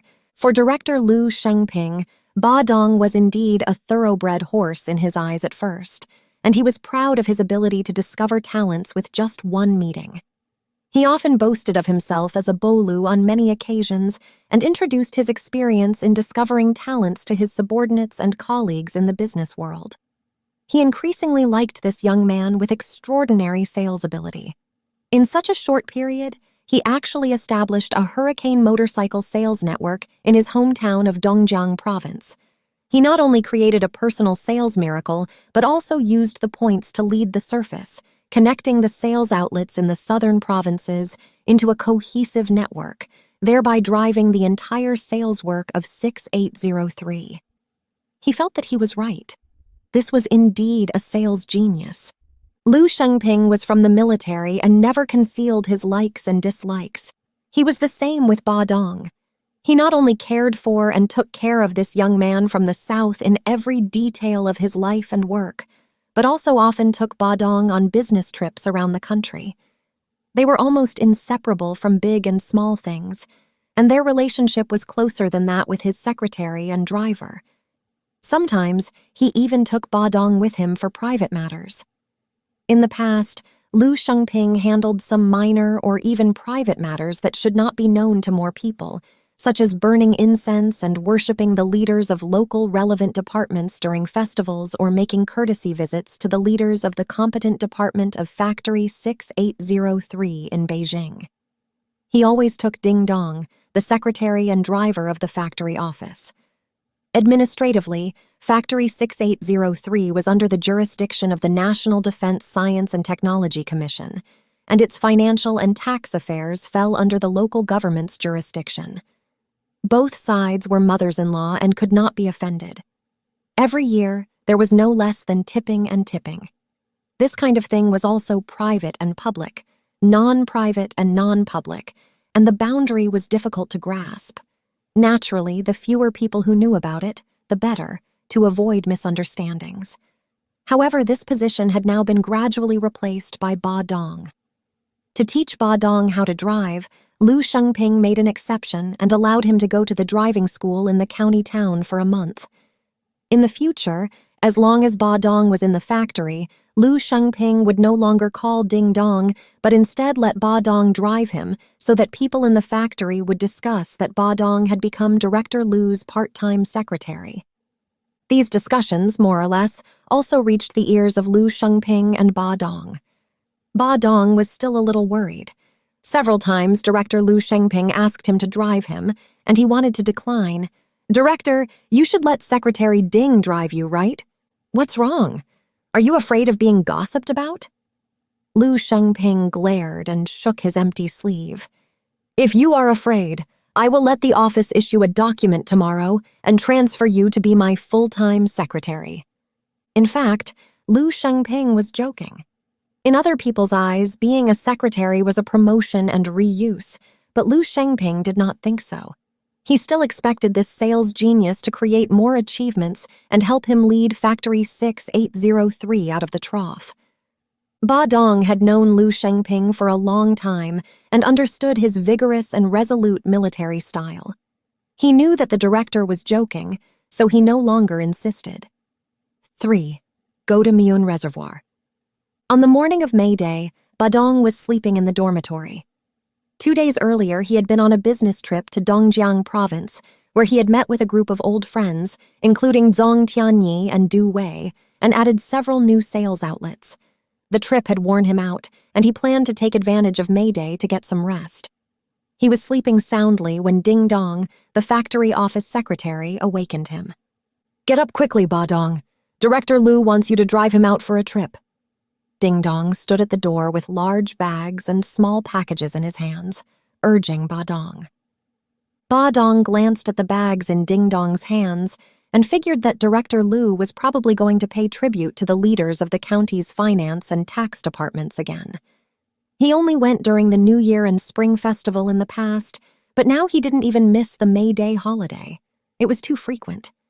Reflecting on how decisive and imposing Liu Jiming was at work, yet how he seemed to be trying to appease those local gods of wealth, Badong felt uncomfortable. He yawned and excused himself, saying, "I just returned from a business trip. Tell the director to go with you." "The director knows you just got back, so he asked me to call you." Ding Dong rolled his eyes at Badong. "I wouldn't even have the honor if I wanted to." As she spoke, she stuffed the car keys into his hand. Badong detected a sour note in Ding Dong's words and had no choice but to stop arguing. He took the car keys, hurriedly tidied himself up, and left the dorm room. The car was already parked in front of the office building. It was a brand-new, grass-green Beijing Jeep, which had only been replaced the previous year. Before that, Liu Jiming had been riding in a 1950s Beijing Jeep with a Soviet-style engine. Although the horsepower was sufficient, the throttle and accelerator were severely aged, often malfunctioning and failing to provide enough power when climbing hills, nearly causing several accidents. This old car should have been scrapped long ago, but Liu Jiming had been dragging his feet about replacing it because he had been unable to pay wages for the past 2 years. It was only in the last 2 years, when the factory's performance improved, that he replaced it with the latest model of the Beijing Jeep. With its 4-wheel drive, 5-speed manual transmission, it could climb 550 millimeters high steps and cross 700 millimeters trenches, and its chassis had a ground clearance of 440 millimeters. Even the roughest mountain roads felt like flat ground. It was like driving a tank, so powerful. Although this car was not Liu Jiming's dedicated vehicle, other factory leaders rarely rode in it unless he was on a business trip, making it equivalent to his dedicated vehicle. At that moment, Liu Jiming was sitting in the back seat, rolling down half of the car window, revealing one arm. The cigarette between his fingers emitted wisps of green smoke. Because he was wearing sunglasses, his face was not clearly visible. Badong had already reported his work to Liu Jiming and the sales department leaders after returning from his business trip yesterday, so he didn't bother with formalities. He opened the car door, sat in the driver's seat, started the Jeep directly, and drove out of the factory gate. Leaving the gate of Factory 6803, there was a vast, straight asphalt road. Less than a kilometer away was Wulajie town. Vehicles flowed like locusts on the highway, many of which were Hurricane motorcycles produced by Factory 6803. More than half a year ago, Liu Jiming introduced a policy offering a 30% discount to all local residents who purchased hurricane motorcycles. The number of people driving hurricane motorcycles in Wuliji suddenly increased significantly. Although Factory 6803 didn't make much money from it, it was an excellent advertisement for hurricane motorcycles. From then on, the sales volume of hurricane motorcycles in Miyun County and throughout Beijing skyrocketed by nearly 30%. It was Badong who suggested launching this policy. My dad said, "You can't catch wolves without letting go of the kids. If you want people to buy your products, you must first give them enough value," Badong said to Liu Jiming. This was how he was able to quickly open up the sales situation in Dongjiang province. On that occasion, Badong had originally intended to inform Liu Jiming that the rebates he had given to Du Wei, the sales agent responsible for Dongjiang province, were 2 percentage points higher than those given to the average person, but he had swallowed the words back. Not far from Wuliji town was a T-junction. Turning left led to Miyun County. Badong habitually turned the steering wheel to the left, and the jeep turned onto the highway to the county town. But Liu Jiming suddenly called out, "Stop!" and pointed to the right with his hand. Badong said, "Oh," thinking that the director was going home. He slammed on the brakes, turned the car around, and drove onto the highway on the right. To the right was the way to the Chao River. Liu Jiming's home was by the Chao River. In the past, whenever there were holidays, Liu Jiming would go home for the night if there was no critical work and bring back the holiday supplies distributed by the factory. Badong had driven him back several times and was familiar with the road. In less than a quarter of an hour, they arrived at the fork in the road to Liu Jiming's home. Badong was about to turn the steering wheel to take the fork when he heard Liu Jiming say again, "Don't turn, go straight." Badong turned the steering wheel straight in time and muttered in his heart, "Where are we going?" He secretly glanced at the rearview mirror, but Liu Jiming was wearing sunglasses so that he couldn't see his expression. He had no choice but to ask, "Director, where are we going?" "Miyun Reservoir," Liu Jiming replied. Badong still felt a little confused. If it were another leader, Badong might not have asked any further and would have just driven forward according to the leader's instructions. However, he and Liu Jiming had a closer relationship than ordinary leaders and employees, so he asked again, "Go to Miyun Reservoir." For what? This time, Liu Jiming didn't answer immediately. After silence, he said, "People from Beijing are here." Badong stopped talking after hearing this. But Liu Jiming's answer not only did not eliminate the doubts in his heart, but also made his curiosity even stronger. Badong first learned about the Miyun Reservoir from textbooks when he was in middle school. The introduction to this reservoir in the textbook was only a few words, which he still remembered. Miyun Reservoir is located 13 kilometers from Miyun County, Beijing, in the hills and mountains of Yanshan. It was completed in September 1960. It covers an area of 180 square kilometers, and the circumference of the Miyun Reservoir is 200 kilometers. Miyun Reservoir has a storage capacity of 4 billion cubic meters and an average water depth of 30 meters. It is the largest and only source of drinking water for the capital, Beijing. The average summer temperature in the reservoir area is 3 degrees Celsius lower than in the city, making it a summer resort. Miyun Reservoir is renowned for its unique fish species and is a notable fishing destination in Beijing. At that time, he never thought that one day he would come to work at Factory 6803, which was less than 20 kilometers away from Miyun Reservoir. This was Badong's third trip to the Miyun Reservoir. The first time was shortly after he arrived at Factory 6803, when the factory's Youth Luhaig Committee organized young employees to visit Miyun Reservoir during the National Day holiday. When he got off the bus and looked up, he saw a majestic dam standing at the foot of the rolling Yanshan Mountains. The reservoir was clearly visible, like a piece of beautiful jade, so quiet and peaceful. Cormorants were flying on the water, making loud chirping sounds.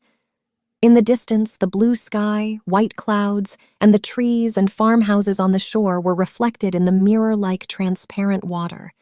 The whole picture was so beautiful that it was intoxicating. The second time was not long ago, when Badong drove director Liu Jiming to Miyun Reservoir for a meeting. The main content was for the 3 units of Miyun County, the Miyun Reservoir Management Committee, and Factory 6803 to discuss the construction of a highway from the reservoir to the county town and Wulijie. The current highway was still the stone road built after the reservoir was completed, which was narrow and uneven with deplorable road conditions. Not to mention passenger cars, even mountain freight trucks often broke down, which objectively affected the economic and social development of Miyun County, the reservoir, and Factory 6803. If it were rebuilt into an asphalt road, it would be a win-win situation. However, due to the funding issue, the 3 units were arguing with each other. As a local government, Miyun County likely believed that the reservoir and Factory 6803 were municipal or even central enterprises directly under the central government, and they had always harbored a mindset of seeking advantages, always hoping to spend more money. However, Factory 6803 had been in a state of loss for many years, and Liu Jiming, as the director, was reluctant to spend a penny more. The construction of the highway was thus delayed. Until recently, as the factory turned losses into profits, Liu Jiming made concessions on the funding issue. At that time, Badong drove Liu Jiming to Miyun Reservoir for the signing ceremony of the joint construction of the 3 units highway. On the way back to the factory after the meeting, Liu Jiming was in a perfect mood. He even sang a section of the revolutionary modern Peking opera Taking Tiger Mountain by Strategy, Yang Zirong's singing section when he went up the mountain to fight the tiger. Crossing the forest and snowfields, my spirit soars to the sky. Expressing my aspirations, I face the mountains with determination. May the red flag be displayed worldwide. Even if it is a sea of fire and a mountain of knives, I will rush forward. I can't wait to order the flying snow to melt into spring water and welcome the spring scenery to change the world. The party gives me wisdom and courage. Thousands of difficulties and dangers are nothing to me. I must first dress up as a bandit to suppress the bandits, like a sharp knife inserted into Tiger Mountain. I swear to bury the vulture in the mountain stream. My ambition shakes the mountains, and my ambition shakes the abyss. When I meet my comrades at the 100 chicken banquet, I will surely overturn the bandit's nest and turn the world upside down. Badong found that Director Liu had a loud voice, clear pronunciation, and extraordinary singing skills. Because the road was being repaired, the highway leading to Miyun Reservoir was filled with building materials, including cement and coarse sand. In some places, it was simply cut off, and vehicles were forced to detour on temporary roads. A journey that usually only took half an hour took nearly an hour. Miyun Reservoir appeared in sight. However, Liu Jiming did not let Badong drive the car in the direction of the Reservoir Management Committee. Instead, he left the highway and turned onto a minor road to the reservoir. Badong had never been on this road before. The road was paved with asphalt slag, and the slopes on both sides still had traces of soil removal, indicating that it had only been built recently. Badong originally wanted to ask where they were going, but he dismissed the idea, thinking of Director Liu's secretive expression just now. The further the jeep went, the emptier and quieter the surroundings became. This area was sparsely populated, and there was a feeling of cicadas chirping make the forest quieter, birds singing make the mountain more secluded. Badong was wondering in his heart when the road made a turn in front, and Miyun Reservoir appeared in front of him like a vast azure mirror. A white-walled, black-tiled mansion came into view among the dense forests bordering the reservoir. High walls surrounded the mansion, and the iron gate was tightly closed, with the words, "Private Residence, No Entry Without Permission," painted in red on it. Badong was stunned for a moment when he saw those words, stepped on the brakes, stopped the car, and was about to turn his face to ask Liu Jiming when he heard a rustling sound. The iron gate suddenly opened. No one was seen inside the gate. It was automatic control. Badong released the brakes, and the jeep slowly entered the courtyard. As soon as it entered, the iron gate silently closed behind it. 4. Lakeside Mansion. At first glance, it appeared to be an ordinary northern rural courtyard. It was ordinary in that the walls surrounding the mansion, the blue bricks paving the ground, and the gray brick gatehouses on both sides of the iron gate were very common in the rural areas of suburban Beijing and northern China. It was prominent in that the homestead area was several times larger than ordinary residential houses. In addition to a 3-section tiled house in the center of the homestead, there were storage rooms, sheepfolds, and garages on both sides. Behind the homestead was also a large vegetable garden and farmland totaling dozens of acres, which was not typical of ordinary rural houses. From the outside, the tiled house appeared ordinary and unremarkable, but upon entering, it was discovered that the interior structure was grand and the furnishings were exquisite. The first section was the reception room. The floor was covered with oak flooring, and the walls on all sides were pine boards brushed with tung oil. The living room's sofas, coffee tables, and display cabinets were all mahogany. Against the wall were 2 half-person-high celadon vases and a life-size Qin terracotta warrior, which appeared simple, heavy, luxurious, and elegant. Several pots of orchids were placed on both sides of the door, emitting a faint fragrance. The second section had 2 floors. The upstairs consisted of a bedroom, and the downstairs featured a study and a gym. The floor was covered with velvet carpets, and the walls were covered with light blue wallpaper, exuding a peaceful and warm atmosphere. The third section was the kitchen and the guest bathroom. The floor was covered with white tiles, reflecting a sense of cleanliness and freshness. There was a patio between each of the 3 rooms. Common northern fruit trees such as peaches, plums, apricots, and jujubes were planted in the patio. Because they had just been planted, the branches and leaves of the fruit trees were sparse and had not yet produced fruit, but they added vitality to the mansion only found in the mountains. Badong followed Liu Jiming into the living room and waited for about a quarter of an hour. During this time, Liu Jiming sat on the sofa, smoking. His calm expression showed that it was not his first time here. Seeing that the mansion was empty, as if no one lived there, Badong couldn't help but feel a little curious. He strolled around the courtyards like a tourist. He returned to the living room, smacked his tongue at Liu Jiming, and whispered in admiration, "Director, this mansion is so big. How big a family must live here?" Liu Jiming didn't say anything, but glanced at Badong with a half-smile, as if mocking him for not having seen the world. Then he pointed to the sofa beside him, meaning he could sit down and not run around. Badong understood and blushed like a child who had done something wrong. He returned to Liu Jiming and took a seat. At this moment, a rumbling sound of wheels rolling over the blue brick floor came from the second courtyard, from far to near. Then, at the living room doorway facing the courtyard, a person came in, sitting in a wheelchair. The person was about 40, with silvery eyebrows, a full forehead, a square face, a broad nose, and large, round ears. He looked like Maitreya in the temple, with a blessed face. His face was white, not the typical white, but pale after being in the shade for a long time. His entire body filled the wheelchair, as steady and firm as a mountain, making people feel that if he stood up, he must be a burly man. Before Badong could react, Liu Jiming had already stood up from the sofa and hurried over.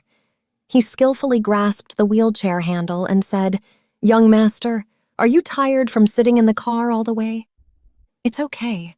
I feel much better after sleeping for a while." The person called young master smiled faintly, pulled the handbrake on the right armrest, and the wheelchair came to a steady stop. Liu Jiming released the wheelchair and sat back on the sofa. "Young master, why didn't you notify us in advance when you came? I would have sent a car to pick you up. How could I bother you, Director Liu?" "Young master," said with a chuckle. "The old man sent me a car, an old Soviet-made Gaz, still a military product produced when you fought on Zhenbao Island. It broke down once in Shunyi, but fortunately it wasn't a big deal. Just a little late. An old car from 20 years ago is still running. Is our military so shabby now? Liu Jiming muttered, seemingly disbelieving. Prices have risen more than 10 times in recent years, but military spending still stands. How can it not be shabby? Otherwise, the military wouldn't be allowed to do business, and your enterprises wouldn't be military to civilian. Young master frowned slightly and turned his gaze to Badong, who was sitting silently next to him as if he had just noticed him. This is the thoroughbred horse I told you about last time. He has made a significant contribution to Factory 6803, turning losses into profits in a short time. The young man looks very energetic. Lao Lu. You have good eyes. Young master, he said with a nod, his gaze lingering on Badong momentarily. Badong felt that the gaze measured him up and down like a ruler. He felt an invisible pressure, restraint, and nervousness. He never felt this, even when he first met Liu Jiming on the train. Young master looked a few years younger than Liu Jiming. From Liu Jiming's respectful demeanor, it was evident that his identity was extraordinary. As he pondered this, a woman in her 50s walked in, carrying a purple clay teapot. She wore an apron and dressed like a countrywoman, yet she was neat and tidy. She was familiar with Liu Jiming and respectfully called out Director Liu upon entering the door. After putting down the teapot, she withdrew. Her behavior reminded Badong of the servants in wealthy families depicted in movies. Liu Jiming picked up the purple clay teapot from the coffee table, poured tea for young master and himself, and said, "How is it? Is Aunt Wu still working efficiently?" "Yes, not bad. Both of them are good.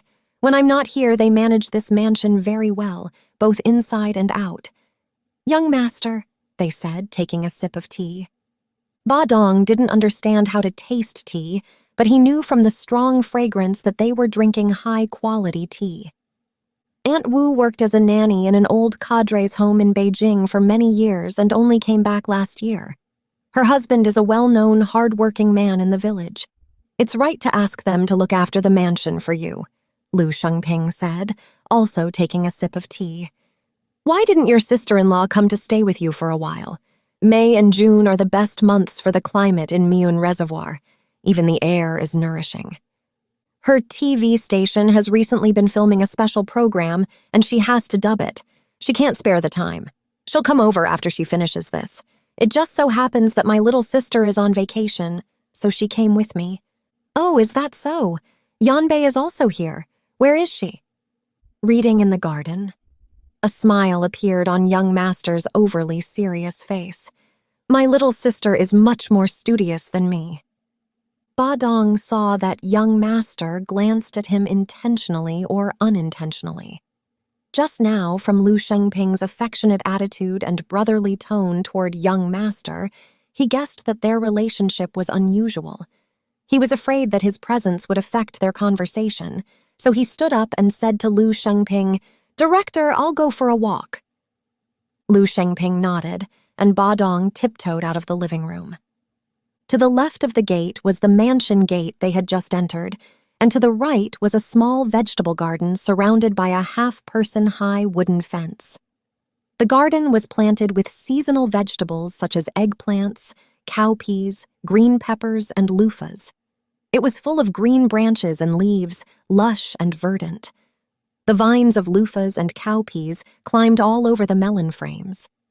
An old farmer wearing an old straw hat was reinforcing the melon frames. He had a thin, dark face, a beard all over his chin, and deep, dense wrinkles on his forehead, like plow marks in the fields. He rolled up his sleeves and busied himself, humming a ditty. Little Cabbage, yellow in the field, died of her mother at the age of 3. Seeing someone walking past, he stopped bashfully and grinned a simple and honest smile, revealing his stubbly mouth. Seeing that simple and honest expression, Badong thought the old man was probably the husband of Aunt Wu, whom he had seen in the living room. Walking along the edge of the vegetable garden and passing through a moon-shaped arch cut out of a wall of holly bushes, he reached the reservoir's edge. Looking up in the distance was the towering dam, the rolling Yanshan Mountains, and the sky above his head was cloudless. The reservoir nearby was rippling with blue waves. The entire Miyun Reservoir was like an open oil painting, taking in everything around it.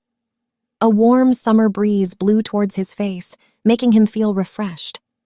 Badong couldn't help but think of South Lake, where he had lived for 2 years while studying. He stared blankly for a while before withdrawing his gaze. Not far ahead was a well-manicured lawn. Several plastic tables, chairs, and deck chairs were placed in the center of the lawn. A young woman was leaning on a deck chair, reading a book. Because she was wearing a wide-brimmed sun hat, Badong couldn't see her face clearly, but from her fashionable dress and elegant posture, he sensed a unique temperament from a big city woman. Reservoir, dam, blue sky, white clouds, mountains, a woman reading. Perhaps the scene in front of him was too beautiful. Badong stood on the side quietly admiring it, not daring to disturb her, and even involuntarily slowed his breathing. Just as Badong was tiptoeing away, the woman reading looked up and saw him. "Stop!" she called out. Badong had no choice but to stop obediently. "Who are you?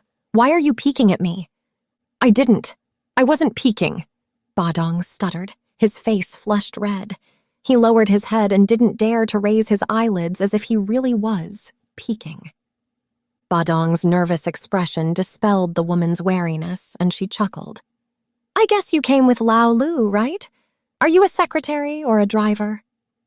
Badong relaxed slightly and said vaguely, "I suppose so." "What do you mean, I guess so?" The woman seemed to be deliberately teasing him and asked again. "I know Lao Lu's original secretary, Ding Dong. It's the first time I've seen you. Are you a newly assigned college student?" The woman's voice was crisp, with a hint of childishness. She spoke with a heavy retroflex accent, sounding like a little girl acting spoiled.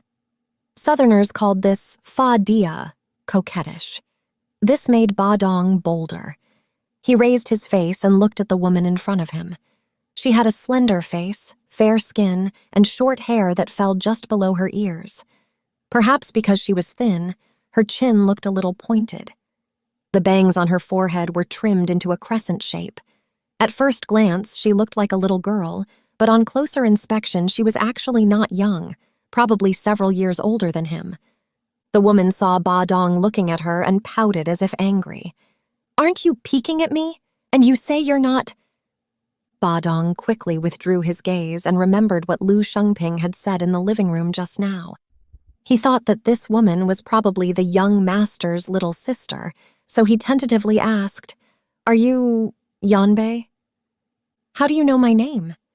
The woman widened her eyes in surprise, but immediately clapped her hands and said, "Lao Lu must have told you, right? That's not fair. You haven't told me your name yet." "My name is Badong." "Badong, then we're considered acquainted." Yanbei reached out her hand. Badong hesitated for a moment and reached out his hand. When he shook her hand, he felt it was so small and soft, as if boneless.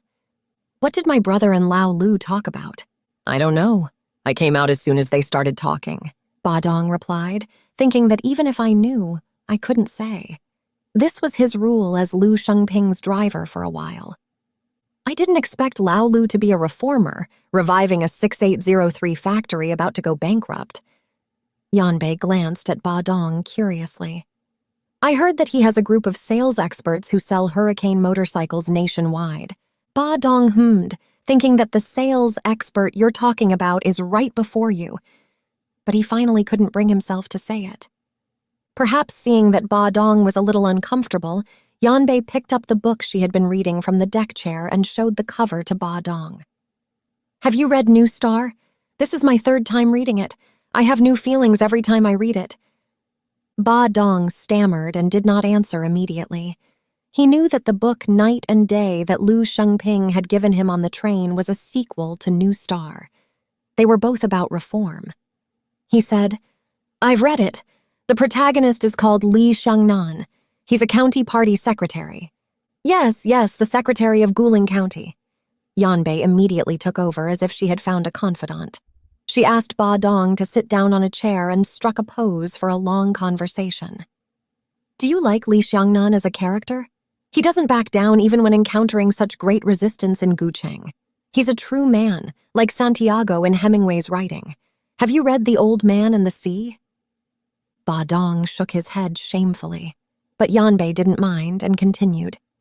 Li Xiangnan is my favorite fictional character. After New Star was made into a movie 2 years ago, I watched it 3 times in a row, she said, and suddenly asked, By the way, Lin Hong and Gu Shaoli, which of these 2 characters do you like? This question came as a bit of a surprise to Badong. Night and Day also wrote about these 2 characters. He couldn't say whether he liked them or not. He scratched the back of his head and couldn't answer. Honestly, he had never been interested in literature. When he was a child, Wang Sheng looked down on him because of this.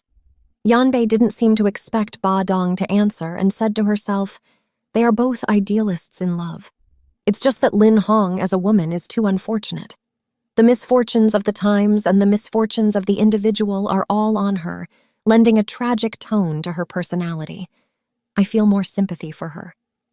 As for Gu Shaoli, she held the thick New Star in front of her chest, tilted her head, and thought for a moment. She has a straightforward personality, dares to love and hate, and doesn't have as many emotional burdens as Lin Hong. And she has political acumen. In every way, she's too well matched with Li Xiangnan. I like her stubbornness when she pursues Li Xiangnan. Really, in this regard, she's a bit like me. In the end, she almost murmured to herself, looking at the reservoir in the distance, her eyes a little hazy. Since breaking up with Li Hong, Badong had rarely had any contact with women alone. At this moment, he didn't expect this woman, whom he had just met, to be so unreserved when she spoke. He felt somewhat bewildered. Yanbei realized something, stopped, and a faint blush swept across her cheeks. She glanced at Badong and said, a little embarrassed, Look at me, talking about these things with a child. You probably haven't even been in love before.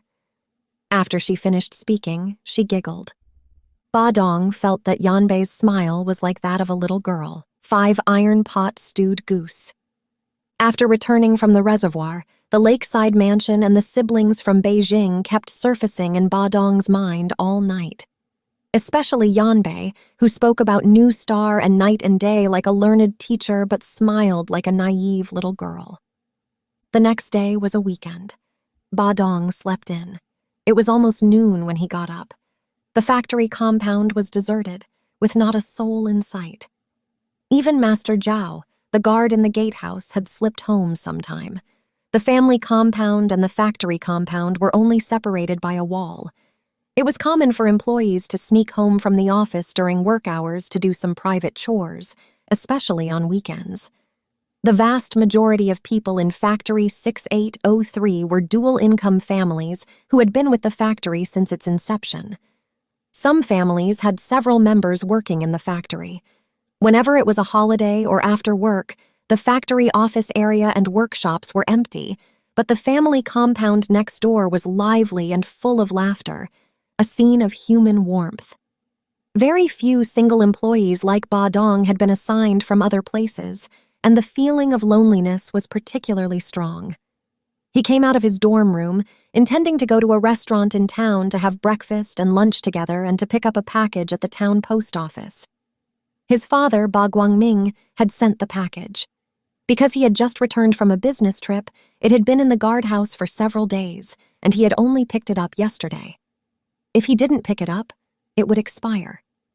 After starting work at Factory 6803, Badong often asked his father to send some pickled vegetables from home because he was not used to the northern diet.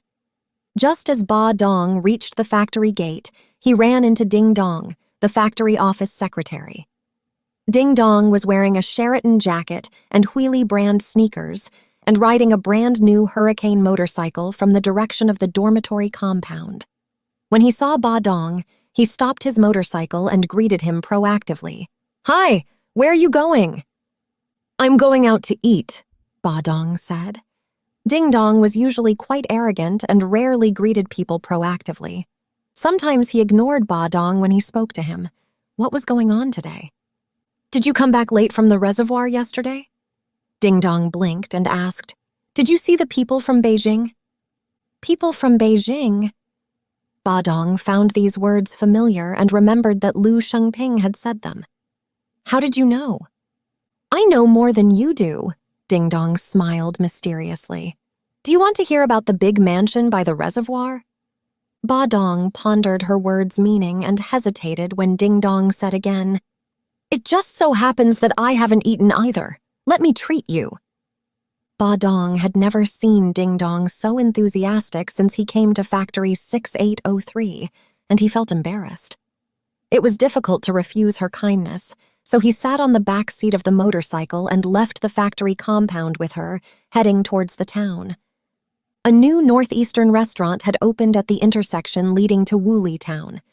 The owner was a family member of Factory 6803, and their iron pot goose stew was delicious.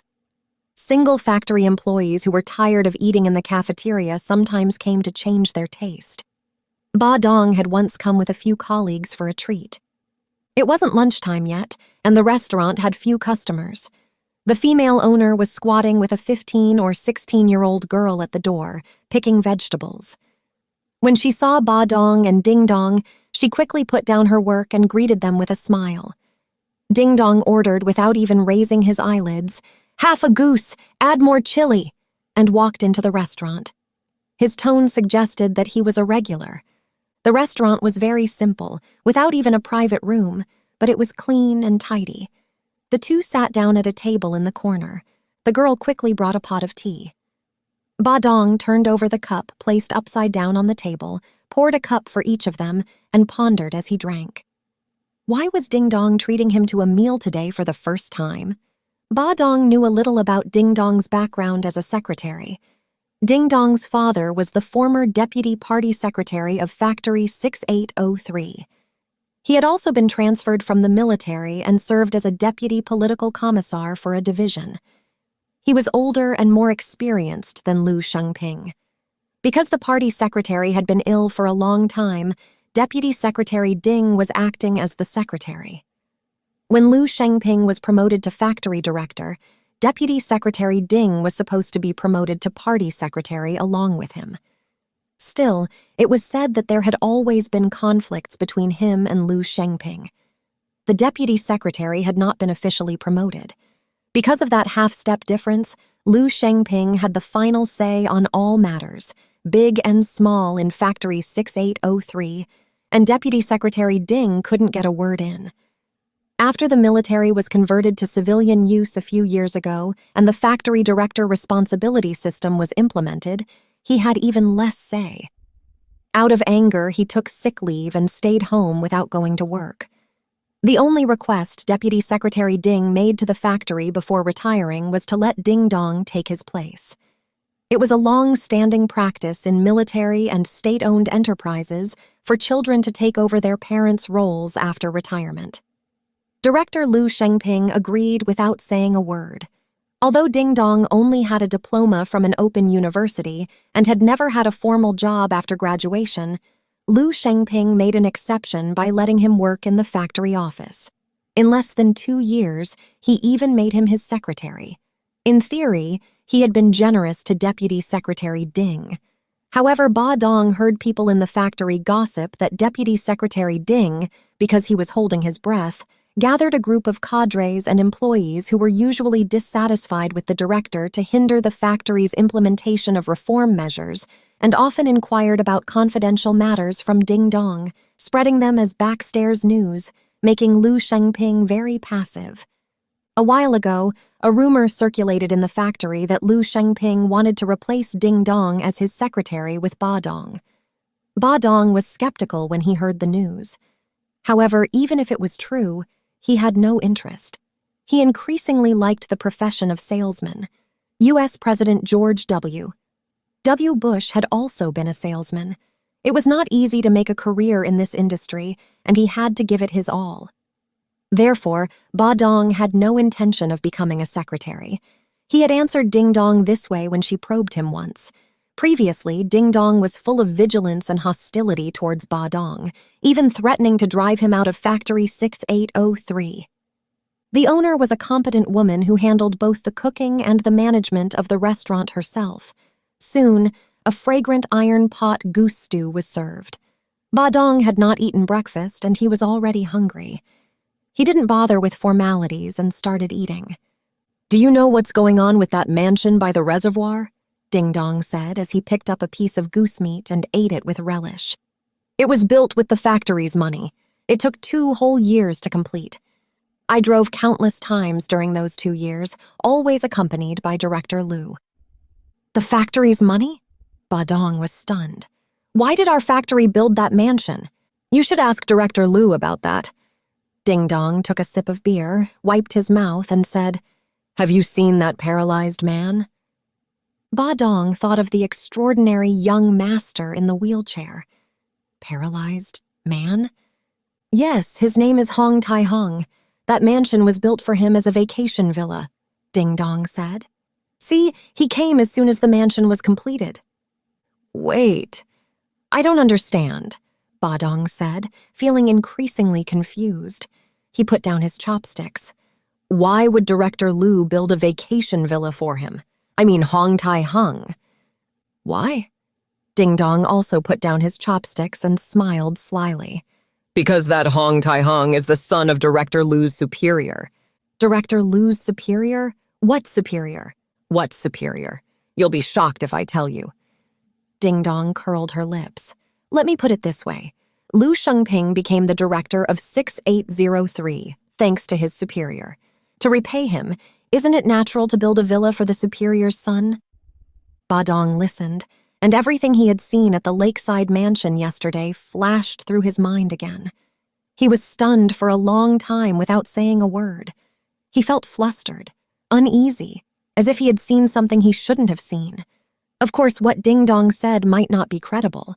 After all, her father, Deputy Secretary Ding, had such deep conflicts with Liu Shengping. But if what Ding Dong said was a lie, why would she lie? Ding Dong seemed to have guessed what Badong was thinking and lowered his voice. "I know you don't believe what I'm saying is true. Director Liu doesn't trust me either. He's never trusted me, so he stopped letting me go with him after the mansion was built. He's afraid I'll find out the secret. Actually, I never thought of ruining Director Liu's affairs. I respect Director Liu from the bottom of my heart. Director Liu is much stronger than my father, both in terms of his character and his ability. Factory 6803 would have collapsed long ago if it weren't for him. But Director Liu just doesn't trust me and even plans to replace me as his secretary. You're the one he trusts most now. You've really burned incense to meet Director Liu. With your talent, you're bound to have a bright future. For you, Factory 6803 is just a small temple. You'll definitely be promoted." "Brother, you don't know how big Director Liu's superior and that paralyzed man are. It'll scare you to death if I tell you." "Forget it. I won't say it. I only ask you one thing. In the future, when you have the opportunity, say a few good words for me in Director Liu's ear. I have absolutely no second thoughts about him. The conflicts between my father and him are matters between them. I don't want to get involved. I don't have any ability. I just want to work hard in Factory 6803. Is that too much to ask?" As Ding Dong spoke, she grabbed Badong's hand tightly, his eyes red, as if he was about to cry. Badong felt that he was drunk.